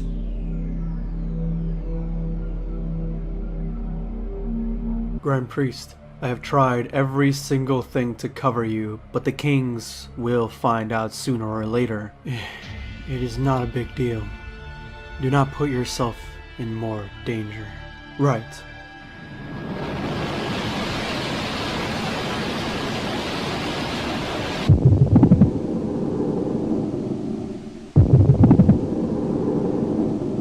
If Lord Belmont is, Margarita has no right to bring him back to life, nor to discredit his years accumulated at once. Nevertheless, there is still hope that Lord Belmont is still with us, and if so, she's keeping him alive at the moment. That said, now that I'm here, you know how much I share your sense of justice, which is why I'd love to join the Pride Troopers. You really picked the wrong time if you ask me. I sincerely apologize, I shouldn't have bothered you at a time like this. Gohan, we're a bit on edge because we had to rush the Divine Immortality passing ritual, but we don't blame you personally. In any case, we can't integrate you into the Pride Troopers simply on your request, so if you accept it, you'll come on a mission with us and we'll evaluate you. I accept with great pleasure. Thank you, Jiren. Silence.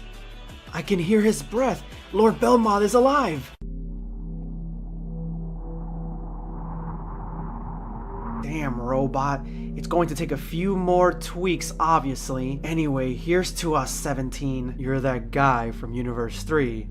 Pepperami, right? What are you doing on my island? But that's impossible. My tracer indicated that. Beep, beep. You have arrived. Pepperoni, number 17. I'm here because I have a proposition for you. How about teaming up with me? I went so far as to create an android based on the DNA of the Supreme Kai of my universe to come to yours. And to get me, you took my DNA too? Just a hair of nothing. Don't you dare do that again. Alright, and I'm not interested in your proposal. But take a step back. Think about your family. How will you defend them? I don't need to defend them. Arrogant. Do you have any idea who your enemies are at this time? It doesn't matter. If you die, that's how it goes. Dad! Saphir, Pearl, what are you doing here? I took them to play and we overheard you talking, darling. Dad, we don't want to die, and we don't want you to die either. No one is going to die, my love. We have many years of joy left to live.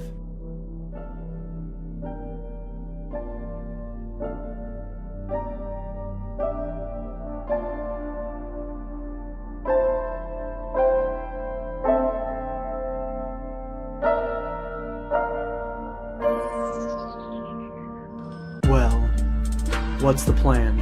Pepperoni. It has been 1 month since Gohan joined the Pride Troopers in Universe 11. He walks through a quiet street as rain pours around him, and two soldiers realize that he doesn't have a badge and call him out, but Gohan quickly hides himself in a group of sexy aliens and he's disappeared and he's gone. But he's leapt miles into the sky. He almost got caught. For the first time ever, Gohan uses his own powers for stealth and espionage. He is there to find a green bottle in a room, a devastating virus that was artificially made for this country to sell it to a neighboring country that they will use in warfare. These are the types of missions Jiren and the Pride Troopers are involved in. Such pressure. If I miss, countries and even a whole continent may suffer. I'll only have one chance. Let's go. But when Gohan enters the room, he stops a meeting of nefarious intent. When asked why Gohan is there, Gohan quickly jumps into character. I am a financial controller and I come to do a financial audit. Quickly realizing that the bottled virus is actually right there to his right and they may be in the middle of trying to sell it. Dad, what would you do in my place? Hi, Gohan. Need some advice, right? Yeah. Well, if I were you, I'd evaluate the power of my opponents so as to defeat the strongest first so that the others would leave without worrying about the bottle. I should have known. Thanks, Dad. You're welcome, son. I hope I could help you. And with that, Goku actually gives Gohan some solid advice. But in that moment, Gohan absolutely does not take it and instead throws a flash grenade in the middle of the meeting, grabbing the virus, running off because he did not mean to hurt anyone in this mission. Running through the building, Gohan tries to memorize the layout that he previously looked at before the mission, trying to figure out exactly how to get out with the villains and security on his tail. But unfortunately for him, he was caught like a mouse in a trap. Jiren and the Pride Troopers are waiting patiently for Gohan, but they have not heard back from him for 30 minutes, and so they don't know exactly what's going on in there, and they need to act quickly. If they have to, they will intervene in this mission, and that is when we get our first real close-up of the gruesomeness that Belmont has to go through to get back to tip-top fighting shape. Remember, Belmont sacrificed himself, giving up his God of Destruction powers to Toppo, and so he was supposed to die, but was saved by Margarita. Now he is here trying to recuperate his strength, and this is what he looks like a month later. On planet Crepe, Goten and Trunks go at it in their training to get stronger in order to defeat the evil angels. Goten, focus, your hand was off. Let's do it again. Okay. Focus, Goten. What's that thick, warm feeling? Get in touch with yourself, of course. Where am I?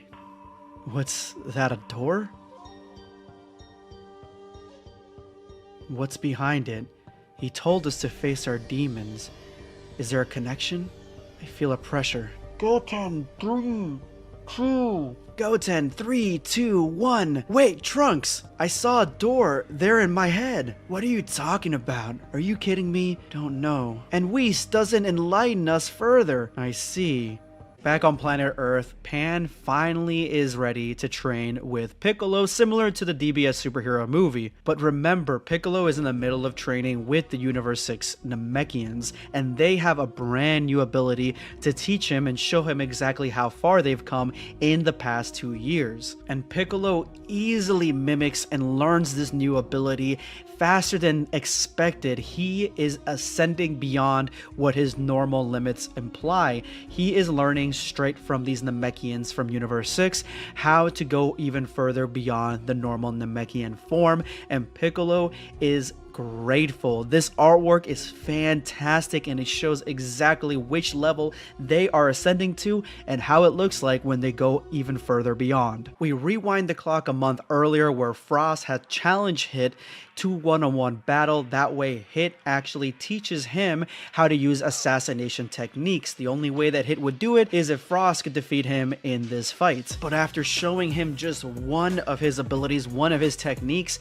it seems to be far too much for Frost. It literally caves this dude's chest in, and we actually find out a little bit more about his ability, the one that's the insta-kill. It looks like this ability is Hit actually grabbing onto his opponent's heart and making it burst. But despite all odds, Frost actually resists this death blow and pulls back. This in and of itself is actually really surprising. Hit is shocked that Frost could have handled this ability without succumbing and dying right there and then, as Frost takes pleasure in the fact that he actually won this bout. But Frost retaliates quickly with an attack of his own, hitting Hit right in his own heart, surprising Hit at the speed and the velocity that Frost can unleash against the assassin. But of course, this is even close to the limit of Hit's abilities because he always has a card up his sleeve and actually had used clones to deceive Frost into believing that he was safe. Every clone attacks simultaneously all at once, and Frost tries his damnness to deceive and evade each and every attack, in the end actually thinking he came out of this without a scratch, but in reality, he lost his leg. And although Admiral that Frost was able to last this long and even land a blow, he has his limits as well, and he seems to have reached them. We fast forward again in time 1 month into the training for this war, and we see that Vegeta is here testing the next generation of Saiyans on Universe 6's planet Sadala. You have to know the difference between going headlong and deliberately creating an opening to counterattack. Well, let's take a break. We'll be back in 10 minutes. They're really few. Thanks, Mr. Vegeta. Although there are not many of them, seeing them train fills me with pride. Vegeta checks up on the rest of the training as the command staff trains each individual Saiyan prodigy, as Caulifla learns not to just jump into any situation, and both Broly and Kale learn how to deal with their innermost power, more specifically Kale learning how to have confidence in her own abilities and learning how to use them well. And surprisingly, Cabba's lesson is that he lets himself get too worked up in his emotions and worked up into an outrage. He needs to think logically, with patience and bravery. That should take precedent over his own instincts, and that way he can be a better Saiyan in combat. This is something that I didn't see for Cabba, seeing as Cabba is kind of like very reserved and he really doesn't show much emotion. But if you think about it, every single time that Cabba has gone to Super Saiyan, it's because someone had triggered him into getting that response. So yeah, he does become emotional every once in a while. Seriously, what are you doing here? It's Vegeta who asked me to gather you here. I'll be brief. I've been among your groups today. Your respective admirals seem to have things to teach you. That's good. But as far as the fight is concerned, you're already far beyond them. Then we'll meet up every night to face each other. Draw your best forms. And with that, every Saiyan there transforms, except for Broly. Broly, take back that form you had during our previous fight, no matter how out of control you get. Since our fight, I have never taken this form again, and I have only vague memories of it. I see. Kale, you'll teach him. Perfect. But in the meantime, your Super Saiyan will do the trick. Are you ready?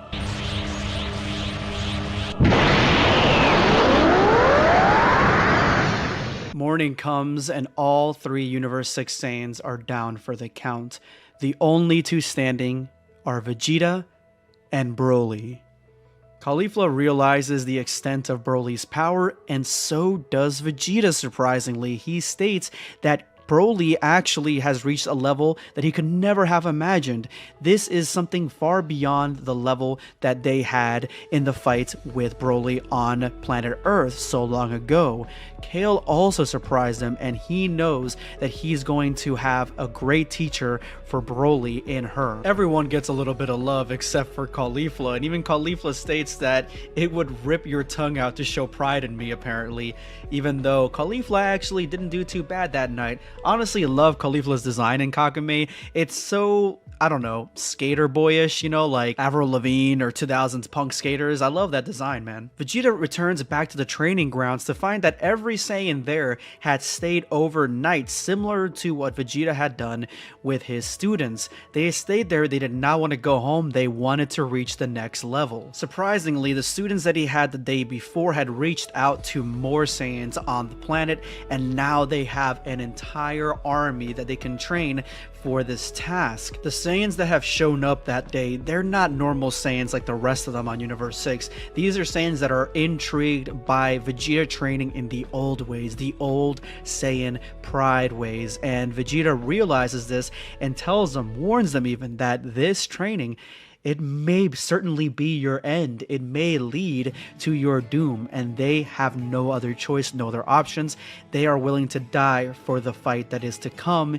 Vegeta finally has some true and real Saiyans coming voluntarily to fight along his side. In the end, we may well win this war, Kakarot. Waifu alert, waifu alert. We have a Saiyan waifu alert. It seems that Bulma has been spending time the last month in a household led by a Saiyan waifu. And when I tell you waifu, bro, check this cutie out, guys. She is fucking adorable. But through her, we find out one of the most interesting characteristics of Universe 6's planet Sadala, and that is that the Tuffles are a race that is on the planet. They live alongside the Saiyans, and she is actually married to one, meaning that her son is part Saiyan, part Tuffle, and the Tuffles seem to be an extremely smart and creative race compared to the Saiyans' more warlike nature, so he is a hybrid with the benefits of all sides. Bulma would love to meet her her husband and the Tuffles, and that is when you find out that they actually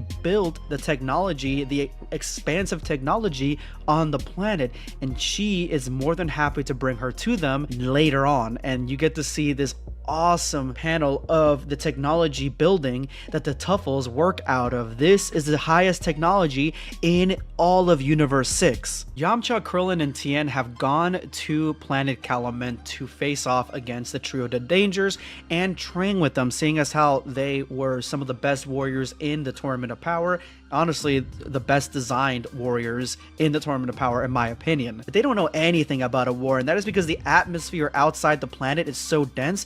The actual message from the Grand Priest never got through, so they have no idea that there is a war, an upcoming war, that there's anything need to be training about. They have no idea about any of this. But once explained, the fight is on, and they are ready to train these humans in the art style of their planet. Tien attacks. He actually ends up using After Image against Bergamo, using a little bit of that Earthling power against one of the trio. Krillin jumps in with Destructo Disc, but it is easily evaded, and that is when he goes to his most popular move. At least to me, it's his most popular, and that is Solar Flare. Completely blinded, Yamcha goes into his signature move, Wolf Fang Fist, and attacks a blinded Bergamo 100%, but each hit he delivers actually makes Bergamo stronger. Remember, he gets bigger and bigger and bigger the more hits he takes. But before the werewolf comes down on poor little Yamcha, Tien comes in with a mighty kick, delivering it straight into Bergamo's jaw. But again, this is just making him stronger. This is the issue with facing this opponent in this way. They decide it is time for a beam struggle to show what the power of three combined Earthlings is against one of this race.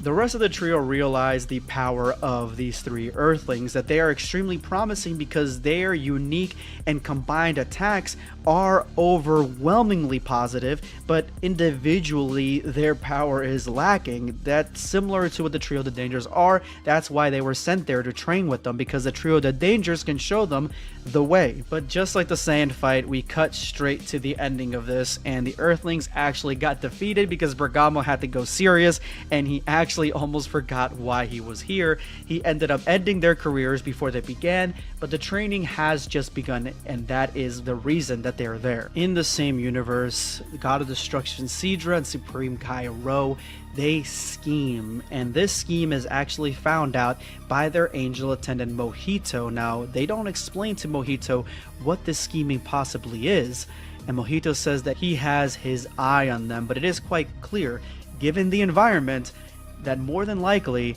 they may be thinking of switching sides to the evil angels, leaving an open wound in the universe's defense forces, leaving its opening so that way the angels, when they return, they can easily conquer Universe 9. But the trio the Dangers feel that they can actually trust their God of Destruction and their Supreme Kai, which honestly, with history given, it's probably not the best move. And after some bonding between the Earthlings and the trio, Yamcha makes a declaration that they are fighting for Goku, and the spirit of Goku is forever entwined in their very being. Dr. Papoy makes the androids of Universe 7 an offer that they cannot refuse, and that is free upgrades in order for them to even be viable as combatants in the upcoming Universal War. And 18 and 17 are ready to go. 18 is wearing the exact same outfit she wore back in Dragon Ball Z, as 17 wears exactly what he wore back in the Tournament of Power. And as 17 says goodbye to his smoking hot wife, they will be taken to a different dimension, a different universe, with Dr. Papoy with his new invention called the Shinbot that is able to take them wherever they want to go. But before they leave, Hercule and Boo stop them, and we get some of the most hilarious dialogue that we've ever seen from Hercule. Hello there, we come to you at the request of the mayor. The only electronic devices still working at the town hall all burnt out.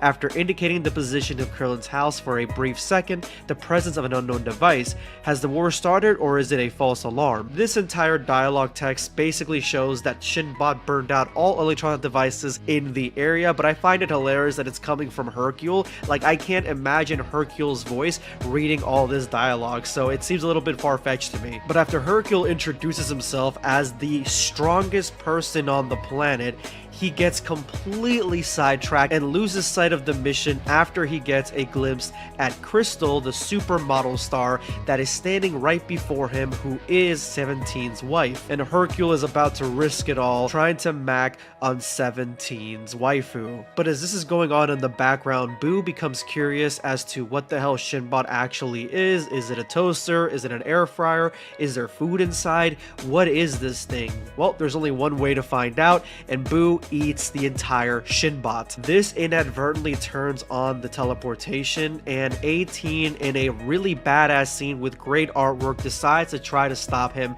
before it's too late.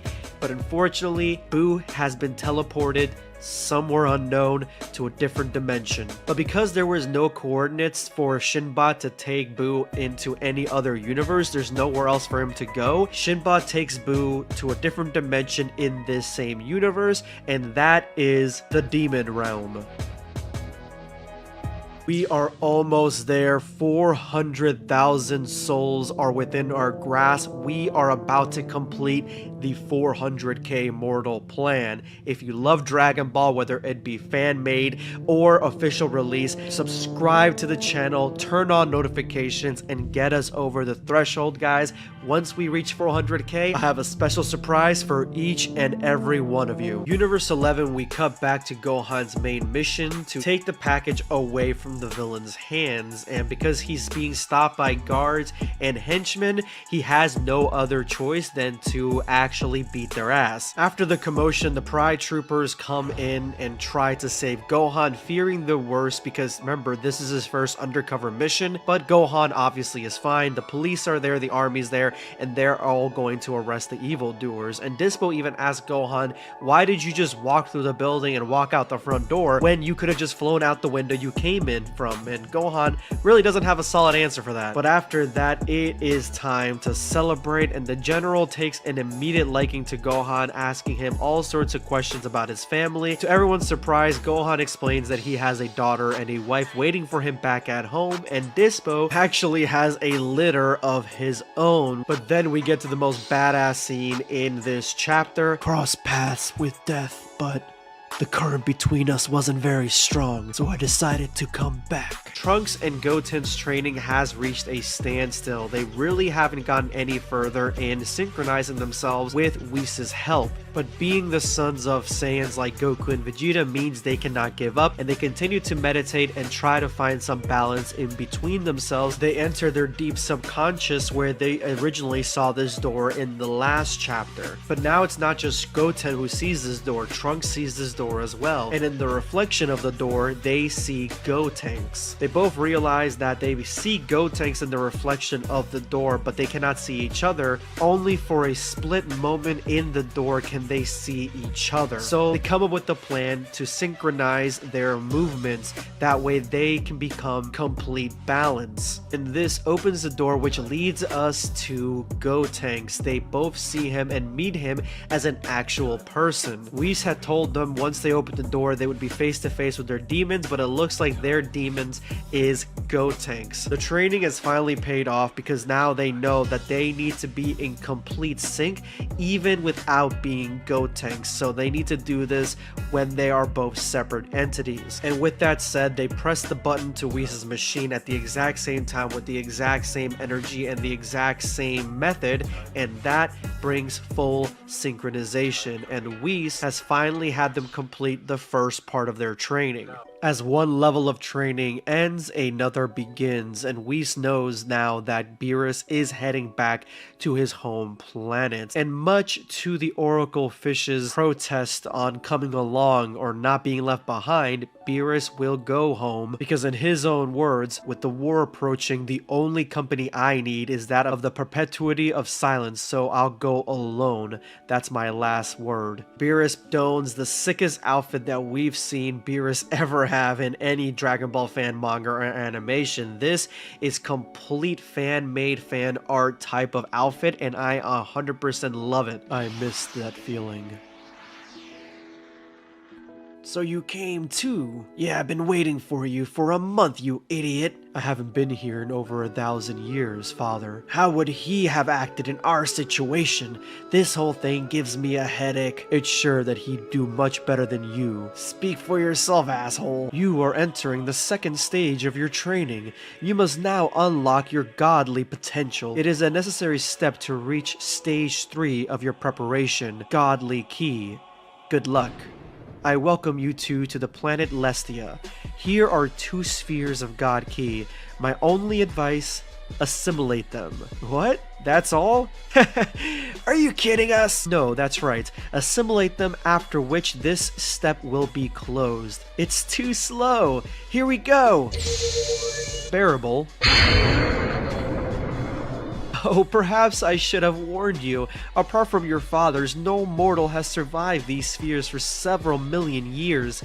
It is a miracle that you're still conscious. What is this thing? What are we supposed to do? I'll be stronger than my father. I have to hold on. Damn it. Have I overestimated them? It was, however, only one of my spheres less charged in energy. Whis, when you say assimilate, it means to keep this stuff in our body. Exactly, yes. I'll be stronger than my father. Back on planet Sadala, Vegeta meditates, trying to hone in as much of his godly ki as sanely possible, while Kefla is training Broly on how to come to terms and be one with the erratic Ikari ki that flows through his veins. Other Saiyans as Kaba and Caulifla are training and honing their Super Saiyan transformations, making them far more powerful and far more potent. But the king has come to finally put an end to all this training. Vegeta antagonizes the king, saying that he has come to witness their training several times over, but he has never once participated,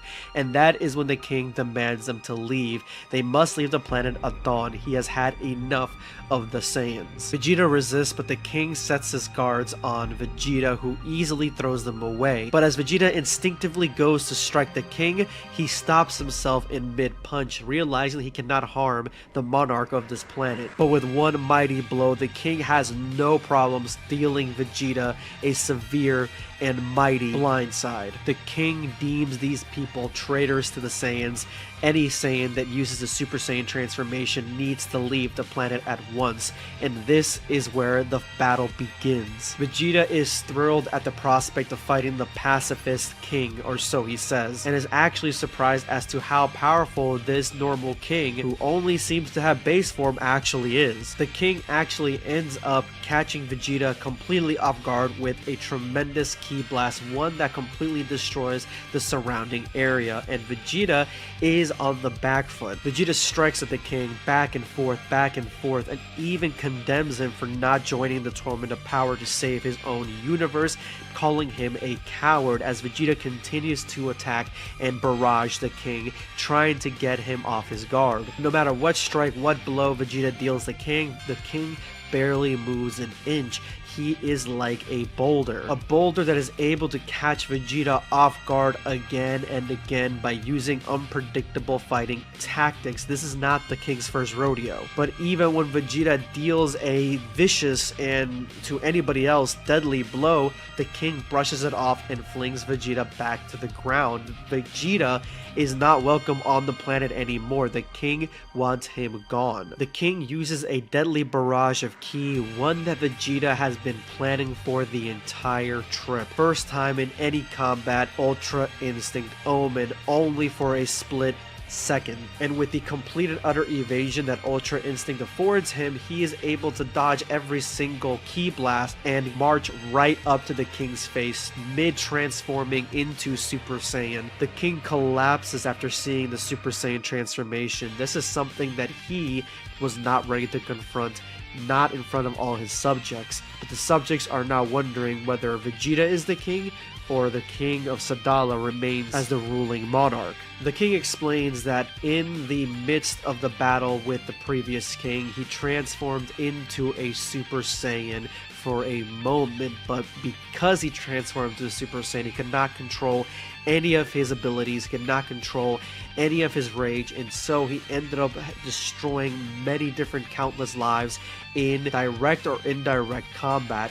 He is ashamed of everything that he did with this demonic form that he himself did not want to go into. And so he carries shame and guilt for destroying so many lives all those years ago. But Vegeta explains that the Super Saiyan transformation is the transformation that is their legacy, their bloodline. It is not something to be feared. He was able to use this transformation to save many people, just like Kaba transformed to save his universe. Vegeta says that the one thing that really changed him could be his family. That's one way to look at it, but the number one thing that he knows 100% is the reason that he changed from his old savage ways, and why the transformation in and of itself is not evil, is not demonic, and it's just who you are that exemplifies the transformation.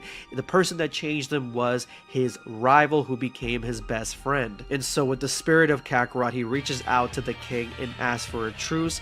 Become brothers in arms, do not fear this transformation, and fight along with us because you are a powerful Saiyan. And the king shakes his hand, taking him up on that offer. And we end the chapter with Videl finally teaching Hercule how to fly. Deep in dream sleep, the Venerable Heir hears his name being called out again and again by a familiar voice, one that he has not heard in quite some time. With the constant shouting, the Venerable Heir finally awakens, but it seems that both him and the person trying to wake him up in the first place have huge memory loss and don't know why they are here or exactly where they're at. The door was blocked by an enchantment, one which the man trapped with the Venerable Heir, who claims to be a wizard, could break easily. But this is where we get our first notion that the Venerable Heir kind of remembers people's names, because he's asking Salaga, where is he? The wizard leads him outside, out of the tomb, out of the cell, and opens the door to show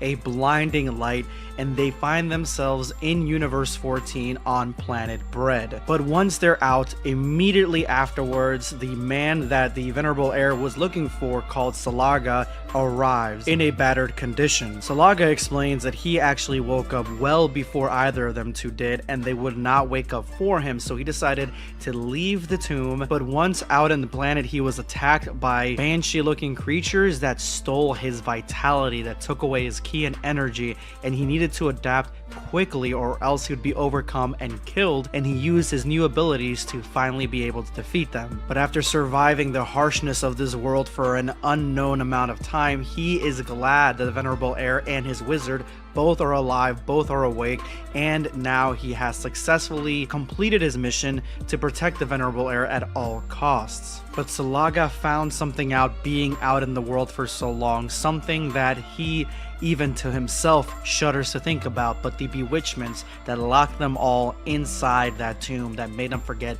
everything, they are strangely similar to those of Lord Dromel, which is one of the erased gods of destruction that has come back due to 17's wish. But the wizard is absolutely not understanding this, because Lord Dromel would never betray them, he would never throw them into prison. It does not make any sense. But whether it makes sense or not, the Venerable Heir also has come to that conclusion. They have been betrayed by the god of destruction of this world, and possibly his angel, and so they need to get in contact with them very quickly, and this is where we learn the wizard's name. His name is Dula. Dula uses his powers to summon a massive ship. Now, whether the power of summoning the massive ship is something that he developed from ki or the magic that teleports the ship here, I don't really know, but it's been ages since he's used this power before, and honestly, I like this trio already. I like this stoic and cold antagonist or protagonist with two bodyguards seemingly, one of them being a wizard and the other one being a warrior that obviously knows how to fight and knows how to train, knows how to adapt to new possibilities and situations. I really think this grouping is pretty cool, and I think it actually works for the story. But as Salaga stares at the Venerable Heir, he is overcome with the realization that the Venerable Heir is actually sick. He has a heartbeat that it's irregular, his blood pressure is unstable, so whatever happened before or after they were trapped in this tomb, it could be something that is affecting him physically and altering his health. So he may not be in the best position to face off against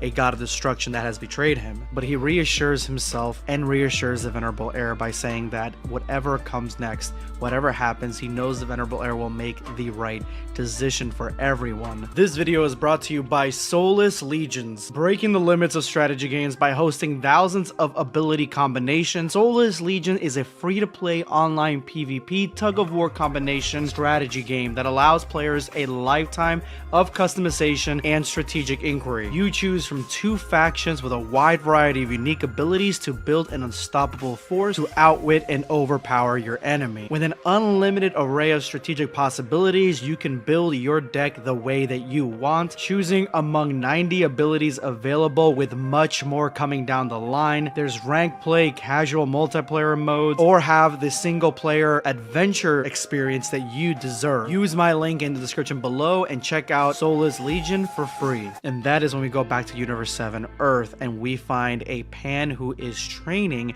with Piccolo, ironically, because we literally just got Pan training with Piccolo in Dragon Ball Super Superhero. So I think this is actually kind of interesting that we're also getting in Dragon Ball Kakumei as well. And they honestly match up pretty nicely, seeing as how Kakumei just dropped and Superhero dropped a week ago. But the difference between this Pan and the one from Superhero is night and day. This Pan not only can fly, but she also has mastery over her ki, and she's using it to great effect to try to attack and stun Piccolo. But Piccolo is still her teacher. He's obviously far stronger and more experienced than her, so he knows how to fight, even chastising her at one point, saying, if you knew what your father went through to train with me, have the privilege of training with me, I am Piccolo. I have people from other universes coming here to try to train with me, which you guys remember from the other previous Kakumei episodes and chapters. We have the Universe 6 Namekians. They are here also training with Piccolo. Piccolo wants to know if Pan is actually ready to receive his training, and he launches her in the air. Now she can fly, but still isn't 100% controlling of all her abilities, not yet. But to Piccolo's surprise, she picks it up pretty quickly and uses her ki to go straight at Piccolo at top speed, Mach 5. She is moving like a supersonic jet at Piccolo so fast that Piccolo actually for a second believes that he's going to get smacked in the face by a tiny fist. But before the flying continues and the smack actually comes, she disengages and twirls herself backwards. She did not strike him, which to me, turning that amount of energy and speed off is actually a far more greater example of the fact that you can control all your ki and you control your abilities than just using them to propel yourself in the first place. She put a full break on that attack and did not hurt her master. So if you ask me, she is far more than ready. Once Pan's training is over, she obviously met the requirements. Piccolo puts back on his cloak and tells the Universe 6 Saiyans that it is time to train yourselves in a different way than you have before. We're not just trying to get strong physically, we're trying to do more than that and use the time that we have effectively. One of the pair, he believes that this means relaxing, and they should not be relaxing right now because of the fact that they have a time limit before the Mother of All Angels and her crew defrost. There's no way that they're going to be up to snuff against these powers if they decide to take it easy. But Piccolo pushes the idea that you still need to relax and take it easy once in a while. Take it easy between training sessions. You can't just keep training until your body is completely burned out, because then you won't get any stronger. He needs to forge not only his strength, but sharpen their knowledge as well. They're not really quite understanding what he means by knowledge, but Piccolo explains that they have taught him a lot of Universe X's Namekian race, but Piccolo has not told them anything about the history and the secrets of Universe 7's Namekian race, and also the fact that Piccolo is not the only Namekian on the planet, which they kind of basically saw. They kind of felt that. Piccolo says there is one other Namekian on this planet that he trusts the most, and I think it's really important to say it the way that Piccolo says it. At the highest point of this planet, beyond the skies, in a sanctuary inaccessible by the most common means, lives the god of Earth. who is the person I respect the most in the world. Now, this is a very similar storyline that happened in Superhero, where he goes to Dende to try to get a power-up from Shenron, and you know, this is a movie, so it has to go a lot faster with its storyboards and the decisions that are made. But in this, he's training Pan, he's training the Universe 6 Saiyans. I think that Dende is going to have a much bigger role in making them more powerful than he did in the Superhero movie. And I'll be honest, even if he goes as far as unleashing all their strength, say this Dende can do it instead of having Shenron do it, then they all get the Orange Piccolo transformation. I think that'd be a great way to bump them up into having a acceptable amount of power to face off against gods of destruction and other beings that are going to be part of the threat later down the line. The Venerable Heir and his crew, they have taken this ship and they literally flew it to the god of destruction's planet Dramel in Universe 14, which is something that we've never seen in any other iteration of the universes and the Gods of Destruction's home worlds, because we only know that Whis and the angels can get to these worlds. We never seen anybody actually use a spaceship to get there, which I thought was interesting. They arrive on the planet only to find it deserted, and Salaga decides to fly around the planet to verify the fact that it is deserted. But before Salaga ends up flying, the Venerable Heir uses an ability that scans the entire planet for key signatures for life, and there is no life on the planet as of now. But there is one thing that he found on the planet, and that is a psychic beacon, something that he can attach to be able to have a psychic link with whoever left it there, and this may explain exactly why he was trapped and why the planet is deserted, and he insists on going alone. And as soon as he enters the psychic link, the pathway to the psychic link evaporates, and they have technically lost the Venerable Heir. Wherever he was teleported, once inside, he feels a presence coming toward him, and he decides to unsheath his weapon for the first time in this manga chapter, but then finds that the Kaioshin of this universe is the one walking toward him. And it's been many, many months since the Venerable Heir has seen the master of Universe 14, the Master Kaioshin. The Kaioshin takes him to a room that is called the Altar of Angels, where there is a angel staff that will activate for him and show him the answers to the questions that he wants to be answered so strongly. And once activated, it is the God of Destruction, the one from the Erased universe that we saw in the early chapters of Dragon Ball Kakumei, and he is explaining to the Venerable Heir that your universe is destroyed. He goes further in explaining that the universe then was brought back by a wish from a dragon from a different universe, 17's wish, and that's when he was approached along with others by someone claiming to be the mother of all angels. Him and his crew went straight to the Grand Priest along with the Mother of Angels to start this war outright. That is the last thing that they all remember, and this coincides with the moment before the Venerable Heir had amnesia, where he was on the planet looking for relics. But once Dramel gives him back his memories, we finally realize what happened to all of them, what happened to the Venerable Heir's crew before all this went down. And what it was that the angel and Dramel sent the Venerable Heir into this tomb to find the relics. Once he was in there, he was trapped and he could not get out. That is when his deep sleep happened. That is when the amnesia kicked in. Everything happened at once, and this is all planned. So basically, the God of Destruction is telling him that he sent them in there on purpose, and he trapped them on purpose, basically claiming guilt for everything. Furthermore, it seems like the Venerable Heir may have been next in line to become the God of Destruction, but he was not ready, and this is something that the Venerable Heir could not fathom, and this is part of the betrayal.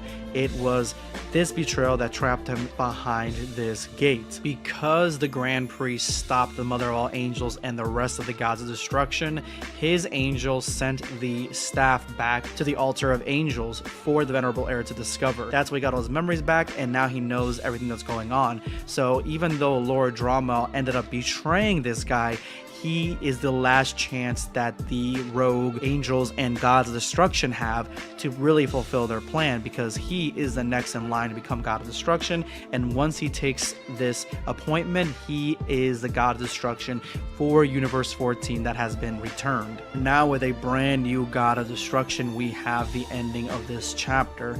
This is a great read, honestly. I love this new character. I love his squad. I think that they're perfect, and just the alignment of everything It just feels very much earned, and it's a cool little thing to have in here before the actual war ends up, because they need an antagonist during their training arcs. Everybody does, that is going to be on their side, but this guy is conflicted because he was betrayed by his own god of destruction, so he wouldn't become god. Now they have no choice but to make him a god. So will he follow in the footsteps of the renegade angels and gods, or will he forge his own path as Universe 14's god of destruction? The god of Universe 14 breaks through the veil and enters a new universe. From this crack, he hits record speed, surprising even his subordinates. But what surprises everyone is the explanation, and that is that this cube runs on the user's life energy, showcasing how powerful the Universe 14 god of destruction actually is. The god of 14 wishes to go directly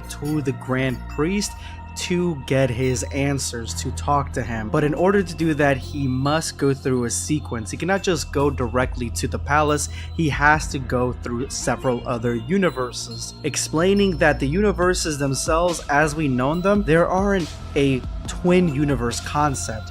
There is a triplet universe concept before the other universes were destroyed. So now with all the universes back, we get a graph of all triplet universes and who is related to which. Each one even has their own code name or vibe, something that separates them. 18, 12, and 1, Supreme, Ultimate, and Prodigious, all united. 2, 11, and the newly resurrected 17, Benevolent, Justice, and Desire are now connected as well. And this explanation goes on and on as all the universes are connected into each other. They are triplets. My favorite one being the last explanation here, with Universe 7 being the Warrior universe and Universe 6 being Challenger, since, you know, Beerus and Champa are always fighting and arguing with each other. But this one's interesting. One of the erased ones, Universe 13, is Champion, meaning that this one is the victor from both these universes. It's the strongest one out of the triplets. Each of these universes are connected in a circuit, so to be able to travel between them, you have to go in order, and then you arrive at the center of it all, the Grand Priest's home. Now this configuration changes often, and to get into the Omni King's home, you need to have the current configuration, which is something that Universe 14's God of Destruction has now since the last chapter. He has to go to Universe 4 first to get through that configuration, and at the end of the third universe, he will travel straight to the Grand Priest's home. And so they arrive in Universe 4 on planet Romazeri, which looks like Rosemary, and they quite literally put out the red carpet. The announcement of Universe 14's God of Destruction is heralded as some grand event, like he was royalty or a celebrity, but nobody knows who he is, and so they are made and forced to kneel. But not everybody does so. This world is home to one of the contenders in the Tournament of Power, and he refuses to kneel in front of this God of Destruction because he is not his God of Destruction. Again, he is asked to stand down and kneel in front of the God of Destruction of Universe 14, but Ganos sees this as a complete and utter farce, since this guy was not around during the Tournament of Power, meaning he is from one of the resurrected universes, meaning that he is his enemy. They are asked a second time to kneel, and they refuse. They are the defenders of Universe 4, and they will bow to no outside force. God 14 sees no other way beyond this and tells his subjects to go ahead and go wild, initiating Ganos to transform into his version of a Super Saiyan, which is like a Super Saiyan chicken, and the battle is on between these mortals and the subordinates of God of Destruction 14. Quintilla feel the darkness, the evil presence, and the God of Destruction key from the intruder, and they think it is one of the resurrected universes, not knowing that this guy was locked away during that entire business. He has no connection to the mother of all angels at this point, and they go and check it out. But unfortunately for the residents of planet Romazeri, there is no getting out of this. They have bit off more than they can chew, and the destruction is on a presence unknown to these immortals. God 14 reassures them that he did not come here to destroy anyone. He came here to warn about his presence, so that way they can tell their god of destruction that he has come through here. He is here to ensure that people do not side with the wrong team, which he believes is the Grand Priest. He right now is making his way trying to back the Mother of all Angels, and these immortals need to pick the right side. But just before he can make any more trouble, he feels the presence of Quintilla coming straight for him and decides to boogie out of there with the rest of his squad. Narrowly missing them, Quintilla does two things that I really like, and that is he summons his cube, or tries to summon his cube quickly, that way he can chase them, and now we are a high-speed chase through the universe. And the other thing he does is that he tells his angel Cognac to clean up the planet a little bit and make sure the survivors don't remember what just happened. That way the universe doesn't go into terror mode, doesn't go into survival mode, knowing that there is a god of destruction coming at them this early in the game.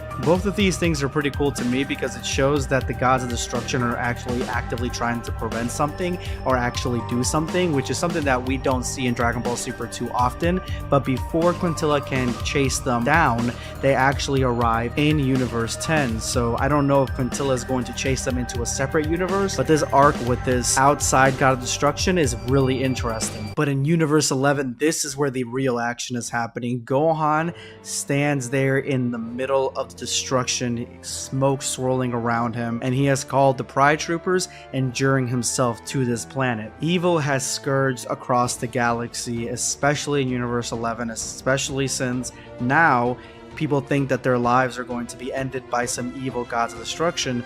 Evildoers are coming out of the woodwork and people are going into rampant chaos, and that is what the Pride Troopers are overstretched trying to prevent.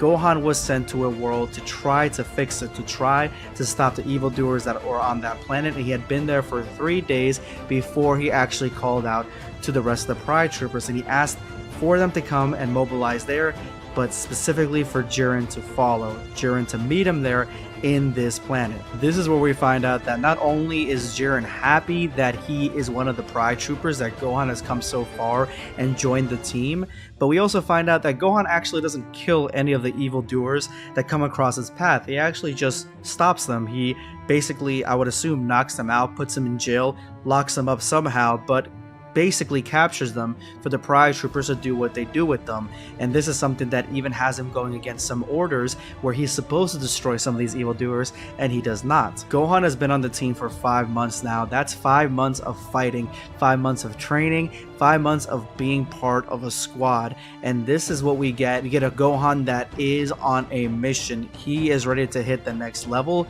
and he is eager, and we go into a flashback to show us the thought process and why he chose Universe 11. We find this out in a talk between Gohan, Belmont, and Margarita of all things, and this is a talk about Belmont's Supreme Kai, Sai. It seems that the Supreme Kai of Universe 7 has explained the lore of Supreme Kais to Gohan, and that all Supreme Kais are golden fruit to begin with, and some fruits are bigger than others. If a fruit is really big, that means they have a lot of latent abilities and they're really powerful. Eventually these fruits become Supreme Kais, so now we know how Supreme Kais are born essentially. Gohan has been feeling like he is not fully awakened. When the Supreme Kai awakened all his abilities, there's still something else there, something deep down inside, and this is something that Margarita can sense with her staff right away, that all his powers have not been completely unleashed. And it is because he was having his powers awakened by the Elder Kai, who was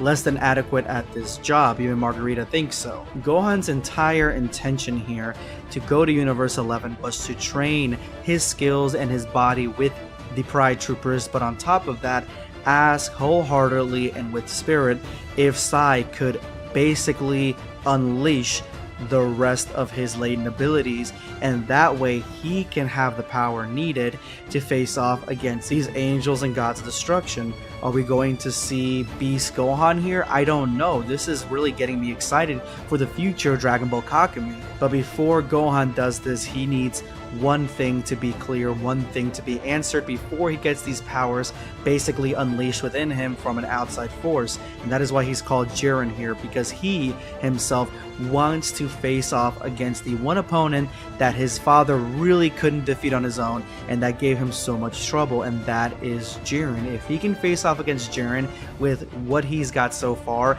and the abilities and strength and techniques that have been awakened within him for the last 5 months, then he feels like himself he is worthy to have this Supreme Kai unleash the rest of his latent abilities. And this is something that Jiren sees within him, within his ki, that not only is it so close to his father's ki, but there's something else. Through the fires of a saved world, finally accomplishing his mission that Jiren sent him out to fulfill, Gohan turns back to his would-be commander and says, I have to look for my limits. That's all that matters to me in this fight. I'll go all out. Before Gohan has Universe 11 Supreme Kai unlock all his hidden potential, everything that he has inside, he wants to face off against the one opponent that Goku, his father, had the most amount of trouble with and really ultimately did not defeat on his own. He needs to know that he has what it takes right now with only his training and what the Pride Troopers have given him to be able to defeat Jiren. And God of Destruction Toppo says, as long as the inhabitants of this planet come first, you guys are allowed to have this match. This versus battle is going to be one for the record books. In the fires of Gohan's peace, they stare each other down, but Jiren is not the type to make the first move and orders Gohan to go. With the ferocity of a million tigers, Gohan pounces on Jiren, coming in with a diabolical fist that looks like it is delved into the very depths of hell itself. But Jiren, he simply dodges it. This is low-level shit for someone of his caliber. Even Gohan recognizes it, saying he missed him. He needs to stop Jiren in his tracks. And one of Super Saiyan 3 Gotenks' favorite moves will do the job. I guess not. Jiren literally pushes Gohan away from his attack and knocks him into next Tuesday. And Gohan gets pushed into the barrier dome, the one that is holding both of their powers inside, holding their strength contained so it does no further damage to this planet. And Gohan bounces around this thing like a pinball until Jiren calmly hits him with a finishing blow, a devastating attack that catches Gohan, our boy, by surprise. This attack is so devastating that literally Gohan's insides feel like they're up to bursting. Like, look at this man. He cannot hold himself still. This was an attack he did not see coming. The devastation, he did not prepare for himself mentally or physically. He is in a world of pain. If Gohan thought that he was any sort of match against Jiren, this is a bloody reminder, a mature warning reminder that, yeah, Gohan, he's not ready for this fight. He's not ready to face someone like Jiren. And it seems like Jiren more than likely has been training, just like Gohan and Goku and everybody else, since the Tournament of Power. He's done. And all Gohan can do is watch, literally watch himself get smacked around by Jiren as Jiren holds him up by his hair and he begins to lose consciousness. This is really brutal to see happen to someone like Gohan, who's so carefree and loving and sweet.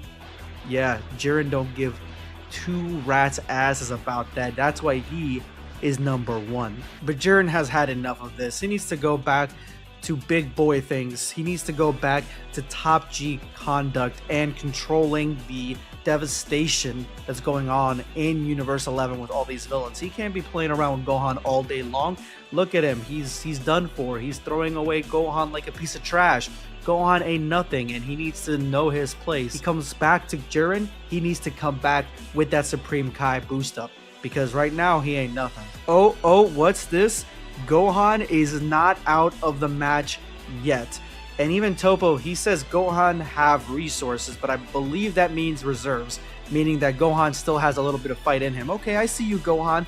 Gohan, I mean, he made Jiren kind of, be slightly impressed, maybe, not much. Gohan going in for another attack. And then just gorgeous artwork, just phenomenal. This stuff needs to be in a museum. Basically, Gohan misses again. And Jiren comes in with a counterattack again. This one makes a direct hit right into Gohan's jawline, and Gohan spits up blood but comes right back in, this time with a Kamehameha blast. And this one honestly plays better toward where they are fighting, because there are two things that could happen here. One, Gohan really doesn't have much radius here that he can miss. They are trapped in this dome for the planet's protection, and so Jiren is going to take the hit regardless. And number two, if this is strong enough to break the barrier, Gohan would have put some of the planet at danger, at risk, or at least the dome at risk, meaning that Jiren has gonna have to step in and really, basically put Gohan down, because now you're messing with the arena that was put in place here and possibly putting the planet at risk. And Jiren does just that, stopping the Kamehameha by stopping the user. These attacks, these hits, are devastating to watch. It looks like the barrier is okay. I mean, we just tested it with Gohan's body and a Kamehameha blast, so I think it's fine. Gohan, again, tries to make his stand, and he is ready to try to give it his all. I mean, this is the most of Gohan that we've seen in one fight, like where he's not being put down. Something that Jiren sees in himself, which triggers a cool flashback, something again we have not seen from Jiren at all in Kakumei or Dragon Ball for that matter, but we do see his master here basically telling the young Jiren who will not give up that fighting to get stronger is not enough. You have to hold on to everything. You have to win your fights. A young Jiren, obviously coming off the loss of his family, is in that same mindset that he doesn't have much left. And of course he's called an imbecile because no matter what you got, you need to cherish it. You need to fight for your values and the family you got. How little they are does not matter. You have to fight for them. Now this is a great line. Because the day you really don't have anything, the day you don't fight for anyone, is the day the flame that burns inside you is extinguished. You shouldn't wait until your loved ones are about to die or in danger to fight on their behalf. You must be strong for them when the time comes. Great, a banger line from Jiren's master, something that Gohan needs to learn, because he only does this shit when the universe and the planet's at stake. He should always be fighting for those he loves and he believes in. But now Jiren is the master, and so he asks Gohan why he keeps standing, why he keeps getting up. And Gohan says just because he can, just because he can do it. This is not enough for Jiren, obviously. And Gohan is screwed, because every time that Jiren powers up, there is something horrible about to happen to his opponent. And Jiren is now boosted up, maybe slightly, but that's enough, especially against someone like Gohan, who has just been rattled by base form Jiren. But I like this. I like the fact that Kakumei keeps giving Gohan these attacks that he's never had before. Like, he's basically training to have different attacks. He's mimicking different attacks to make them useful in a strategic sense. And this is essentially the volley that Vegeta usually uses in his attacks, where he just blasts a bunch of key balls everywhere, and because they have nowhere else to go, they're gonna hit their target, they're gonna hit their mark. But Jiren is just unstoppable. He is an Abrams tank. There is no weaknesses. These blasts are not enough to phase him. It's like a bunch of missiles from some jets hitting Godzilla ain't gonna do nothing. And so Jiren just like walks right through them and punches Gohan again. But this time with his fist, he takes Gohan for a ride. As Gohan flies, Jiren chases. And now this is interesting. This key that came off of Jiren is now all over Gohan, encompassing him. And this is almost like an effect. What is attached to Gohan is essentially the exact same attack that Jiren got devastated with by Ultra Instinct Goku, where the attacks are coming so fast, so strong, you can't barely see them and you have no time to react. Jiren walks right through Gohan as he continues to get punched by the attacks that are moving so fast through Jiren's ki. This is just too much for Gohan to handle, in my opinion. Jiren is done with Gohan, again, essentially, telling him to wake up, because Gohan needs to know who he's dealing with. This ain't just a standard fight against, say, Goku or Piccolo. He's not taking it easy on him. Gohan has reached his limit,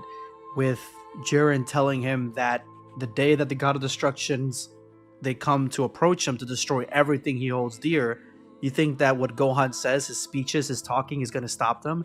No, only pure strength and justice can do that.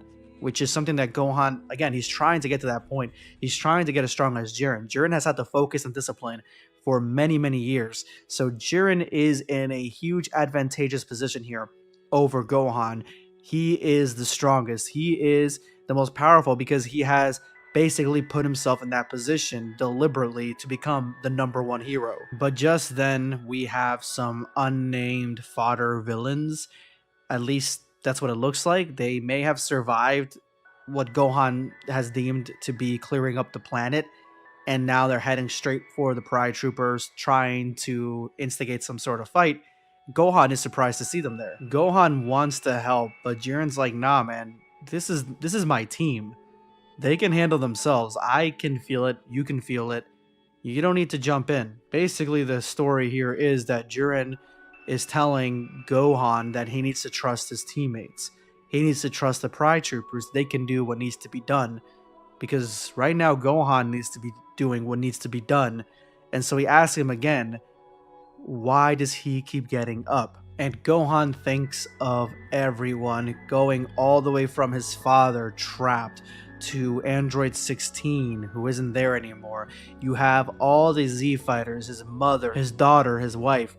Everyone is there. He's thinking about all of them. That's why he wants to be a hero. Jiren realizes he needs to push Gohan a little bit further. That's what he's doing here. To Castrol's displeasure here, he is going to try to kill Gohan. And he uses a full power fist. This is in the style of One Punch Man. I mean, look at this right here. This is the final punch. This is the finishing punch. This is the death blow that One Punch Man Saitama normally uses it. This artwork is just impeccably gorgeous, man. It's something of beauty. Gohan dodges it. He dodges it. It goes right over. This is enough to almost break the barrier of its own. Margarita is looking pleased as to what Gohan is doing here. But then Gohan goes in with his own punch, trying to put all his ki and energy into that, only to have it miss. Jiren dodges it, not effortlessly, but he does dodge it. And you can see right here, he cut Jiren's cheek. He waited for Jiren to go in for the death blow. That was the opening that he needed. That's the same thing that Hit was saying, that the moment someone's going in for their death blow, that is their weakest point. And that's what Gohan did. He used strategy against Jiren to cut him in the face and go right past him with all his strength, all his might, everything he had to give. And at the end of the day, I would say that this is a victory of sorts for Gohan, somebody who really has been pushing himself well beyond his limits since the beginning of Kakumei. And now he has reached those limits by hurting the #1 hero in Universe 11, the Pride Troopers. He is ready for the Supreme Kai to unlock all his strength. Bastards! You're gonna pay for that!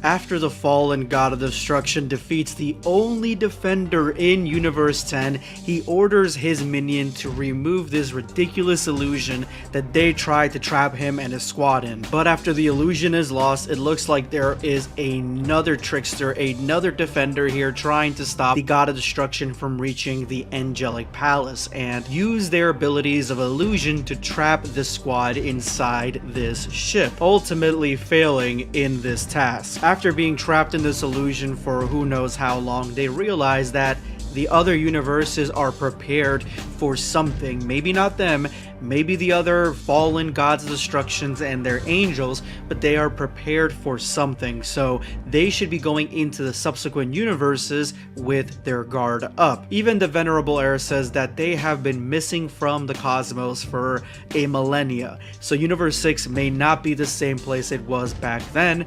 They need to have their guard up even in this universe so they won't fall for any trickery or get themselves ambushed like they did before. But we all know in Dragon Ball Kakumei that in Universe 6 we have Vegeta training the entire Saiyan race to be warriors, to become Super Saiyan, and to protect Universe 6 and their planet from the rogue gods and angels. And in this instance, it seems that Kaba is facing a Caulifla who seems to have the upper hand. He shoots a ki blast that goes completely off base. Even Caulifla comments on this, but before she can even finish that sentence, Caulifla is attacked by Kaba, who realizes that, was this a distraction? Is this what you're doing? What the hell was that ki blast? But with Kaba coming in so close, she has no time to react to the ki blast hurtling behind her. But instead of using this ki blast to damage Caulifla from the back, he uses it as a springboard to be able to knock Caulifla in the back of the head with his knee at full force point blank range. That's enough to throw Caulifla back and get her dizzy enough to not be able to react as quickly as possible, or as quickly as she was in the past, leaving Kaba to shoot a ki blast from his feet called Splitting Kick. And this is something that we have not seen, I don't think, ever. I don't remember when we would have. A ki blast coming from somebody's feet. This thing is moving so fast that Caulifla really has zero time to react and zero time to think, but even with that zero time, she uses the best that she can, and she stops the ki blast with her forehead, holding it in place and then gripping it with her hands, trying to stop it from pushing her back even further. But this probably is the worst case scenario when it comes to holding a ki blast, because as Kaba smirks, this ki blast goes boom right in the middle of Caulifla's forehead, leaving her down and out and getting his first W over Caulifla's 18. And Kaba leaves the field having made a signature move. Finally did it. He finally defeated Caulifla, who is far stronger, far more intuitive, and far more versatile than the very stiff Kaba, but Caulifla praises him for it. Vegeta is ready for them to take their training to the next level. Their individual training is over, and they need to...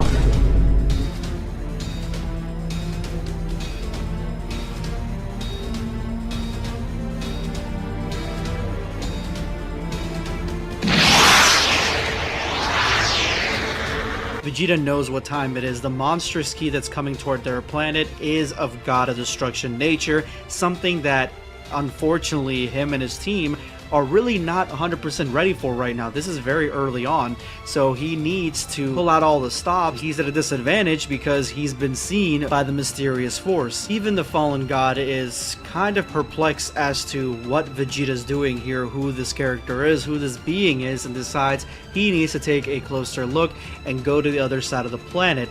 But this is the side of the planet that the castle, the city, and all the Saiyan population that is not fighter, and that is what Vegeta yells at Kaba to do. He tells him to go to the king and tell him to shelter all civilians. Kaba takes his leave and goes straight to the king as Vegeta takes Broly with him because it's time for them to gear up. It is time for them to fight as one. Kaba flies at top speed trying to get to his location, and as soon as he gets into the courtroom, he starts yelling to the king that he needs to get everybody sheltered because he doesn't really know what's going on, but Vegeta says that something is happening and everybody needs to shelter up. All the Saiyans need to activate, and the king needs to go to the training ground right now. But the king, being one of my favorite characters, he tells him thank you and is stoically at ease with this situation. He is not breaking a sweat whatsoever. He is in battle mode. The Saiyans use a brand new technique never before seen and combine their ki to protect the planet in a ki shield, all encompassing, something that most villains or most evildoers wouldn't be able to get past. The king is surprised that this has started earlier than expected, but Vegeta doesn't really think that that's the case. But they're not here for a friendly chat, so the king needs to go and support his people and encourage the soldiers, and showing that he has now 100% respect for Vegeta.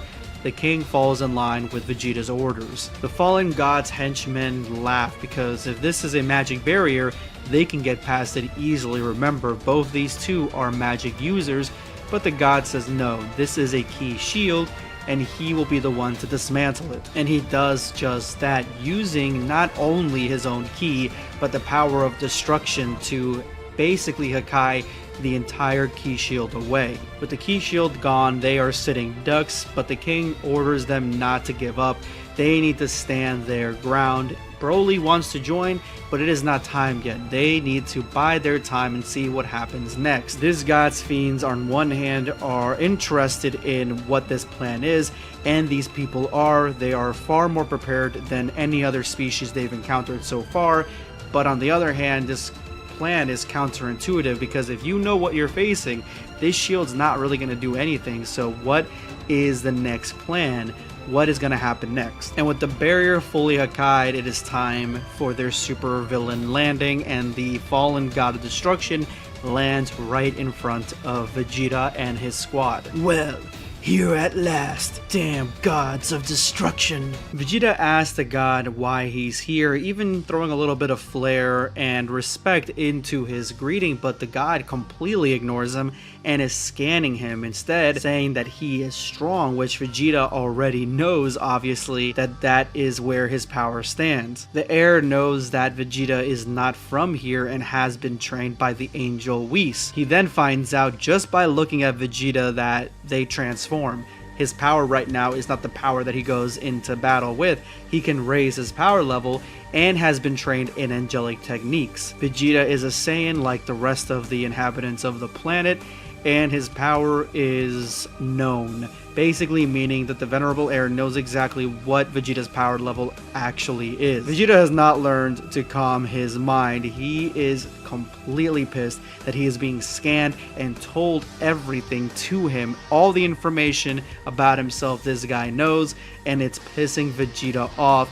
And once the venerable heir finds out Vegeta's name, he actually had used this time to wrap a chain around Vegeta's leg and bring him closer to him. This is something Vegeta was not prepared for, and in his base form barely can withstand it. This is enough to kill him if he wasn't Vegeta. The skirmish begins with Vegeta in still his base form being thrown around, and Broly tries to jump in but is stopped by the two minions. We finally get to see a God of Destruction level fight against Vegeta, and I've been curious about this since the beginning of this Dragon Ball fan manga, with the venerable heir attacking Vegeta and Vegeta literally just pushing himself back, trying to create distance because he knows that anything close will result in huge bodily harm. So he attacks the venerable heir, the fallen god of destruction, from afar, throwing ki blasts, trying to hit him with anything that he can, something that won't really put his own vital organs,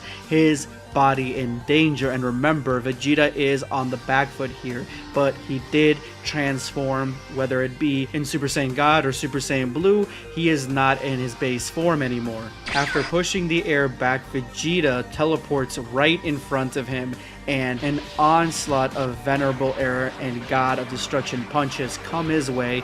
Vegeta blocks every single one of them and then goes for his mask.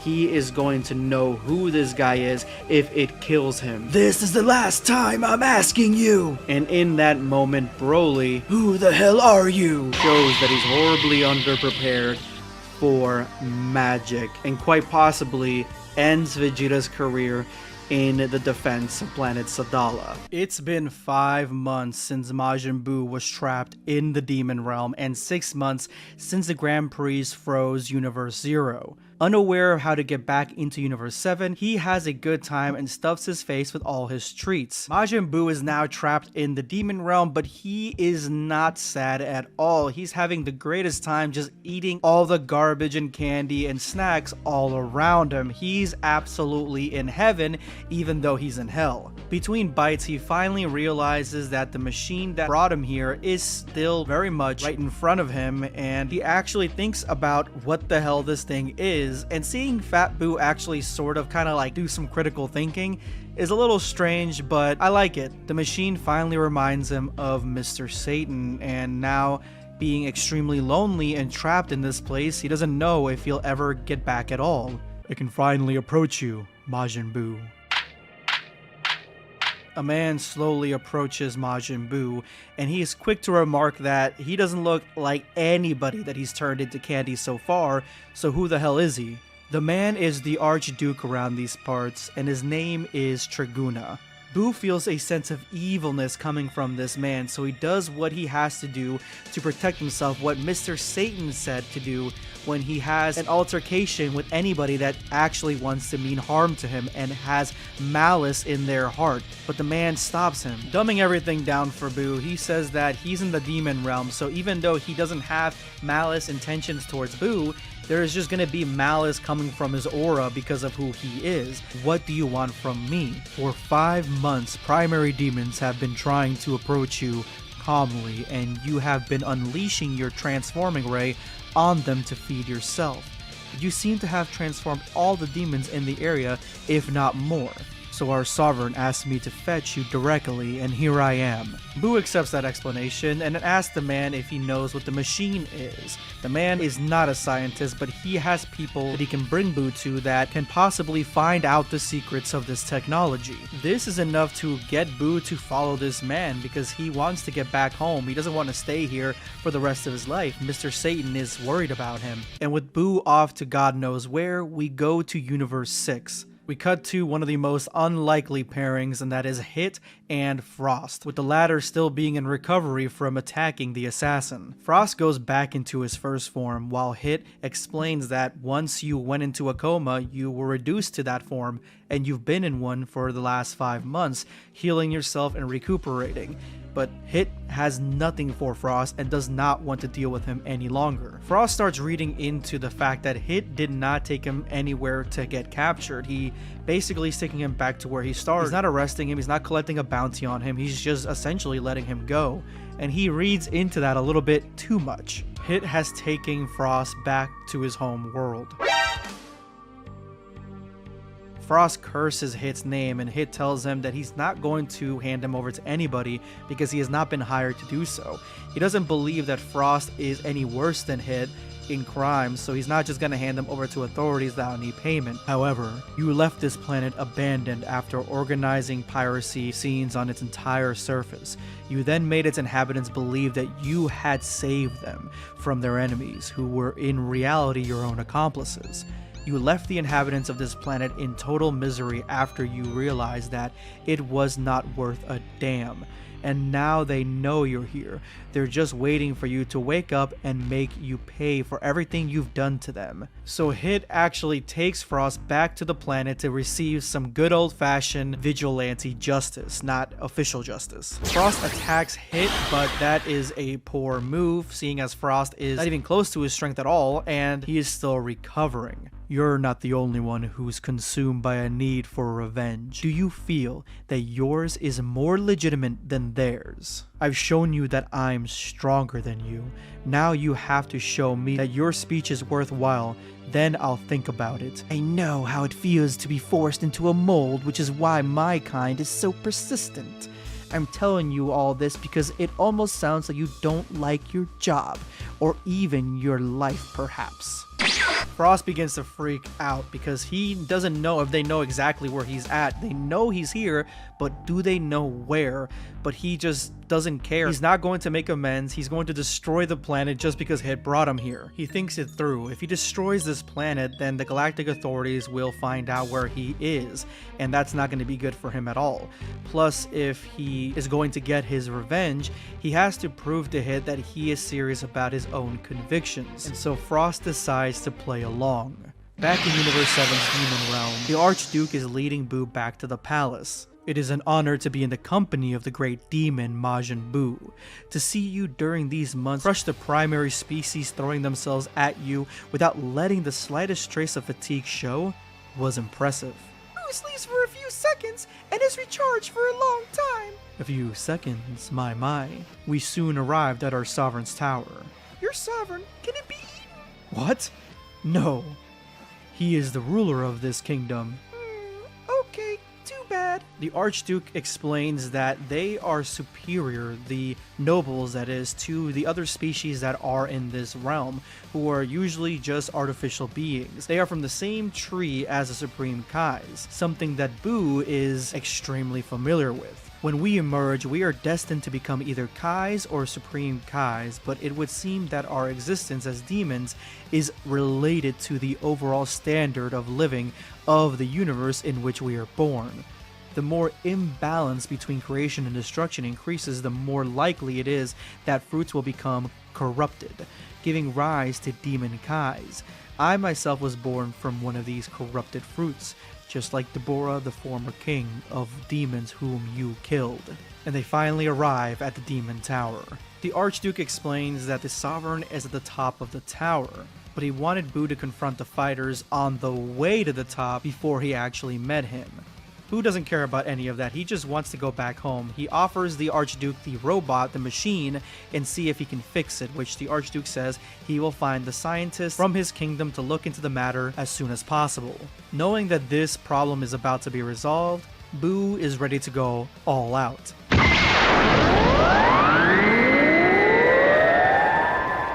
You just destroyed everything.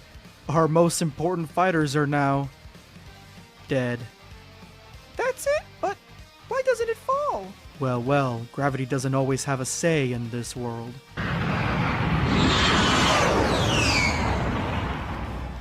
Boo reaches the top, but there's nobody here. What a happy event to see you here today, Majin Buu. Oh, it's you, Sovereign? My name is Higatus, and I am indeed the absolute ruler of this place, otherwise known as Demon Supreme Kai. Boo recognizes the man. Thinking long and hard about it, he sees, yes, he was with Babidi. Impressive. I didn't indeed have connections with the wizard Babidi several million years ago. This does not make Boo any happier because he does not like Babidi whatsoever. Certainly not. Babidi was a selfish wizard seeking control over the world. He simply realized that there was some sort of unhealthy singularity in the depths of the universe, the embodiment of evil that seemed to take shape. But you were at that moment, it would seem, only a concept that fed on all that bad energy around it. My mission was to get you back and bring you here while he would bring to life the concept that you were. It happened exactly as he planned, and once you have come to life, you, Majin Buu, who, by the way, does not resemble at all what I observed at that time, you exploded with rage and destroyed 80% of this place, so Babidi took the opportunity to leave with you. And as if all that wasn't enough, it was his alter ego, Babidi, who had the nerve to come back here and force Deborah to be corrupted. So no, believe me or not, he was anything but my friend. That's all. Boo did not listen to a word that he said, which is pretty on point with Boo. He actually had his back turned to him eating some popcorn. The Archduke finally catches up. I apologize for what Majin Buu just did. I had no idea he would annihilate the tower and the soldiers in it. Majin Buu? What I'm getting at is that now that you're here and with war on the horizon, I want you to be our hound, our ultimate weapon. What do you say, big guy? I want you to fix that. Tregu thing said you'll fix it if I help you. It is the object that allowed him to come here. It seems that it's a random destination, and that his coming is purely due to chance. Guess we're in luck. I want to talk to Satan! If our scientists fix your teleporter, would you consider my proposal? And Boo agrees. He just wants to see Satan again. Draguna, bring this object to the scientific area. You see, Majin Buu, I once knew the progenitor of those angels who sit on top of everything, and I am 100% sure she will want to enlist us in all the other demon realms of the universes. So I would like to have a consistent defense in case of need. That said, you looked much more dangerous in your old guise, but I think I know what to exploit in you to enable you to become stronger. I think you're aware of your ability, the absorption. Frost floats around the city only to see a doppelganger that looks exactly like Hit that actually catches him off guard, and he just skips on his way under the watchful eye of Hit. When somebody surprisingly sneaks up on Hit, or at least seems to, but Hit knew they were there the entire time. She has Hit of everything she's heard about Frost, is true. Hit can't be 100% sure, but he is pretty relaxed about the entire situation. The woman has called on Hit, but isn't very much excited to see Frost here. They wanted Hit for his ferocity, but Frost has done way too much damage. The truth finally reveals itself. They had called on Hit because he is meant to save them. The solar flare that's about to hit the planet and reduce everyone to ash is extremely powerful and seems like it may be too powerful for someone like Frost. Hit, it seems, is trying to test Frost whether he's going to save the planet or not. Frost becomes impatient and decides he's just going to end up leaving the planet anyway, because if Hit won't teach him anything about how to become an assassin, any new techniques, and become more powerful, he's just going to take revenge out on his own. I warned you, Frost. I only aimed at your kidney. Next time your heart will end up in lint. I see you, I follow you, no matter what you try to do to get away. I will stop you, understand? Scumbag, this man looked like you. Where the hell am I?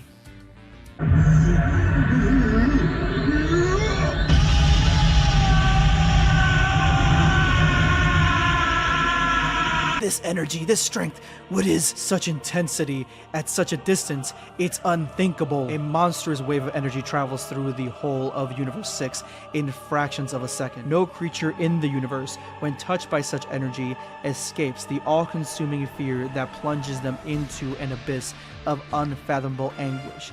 And in the blink of an eye, the rage of a Saiyan echoes with a deafening roar to the heart of every life form, even light years away from planet Sadala. Subscribe for more content. Perish.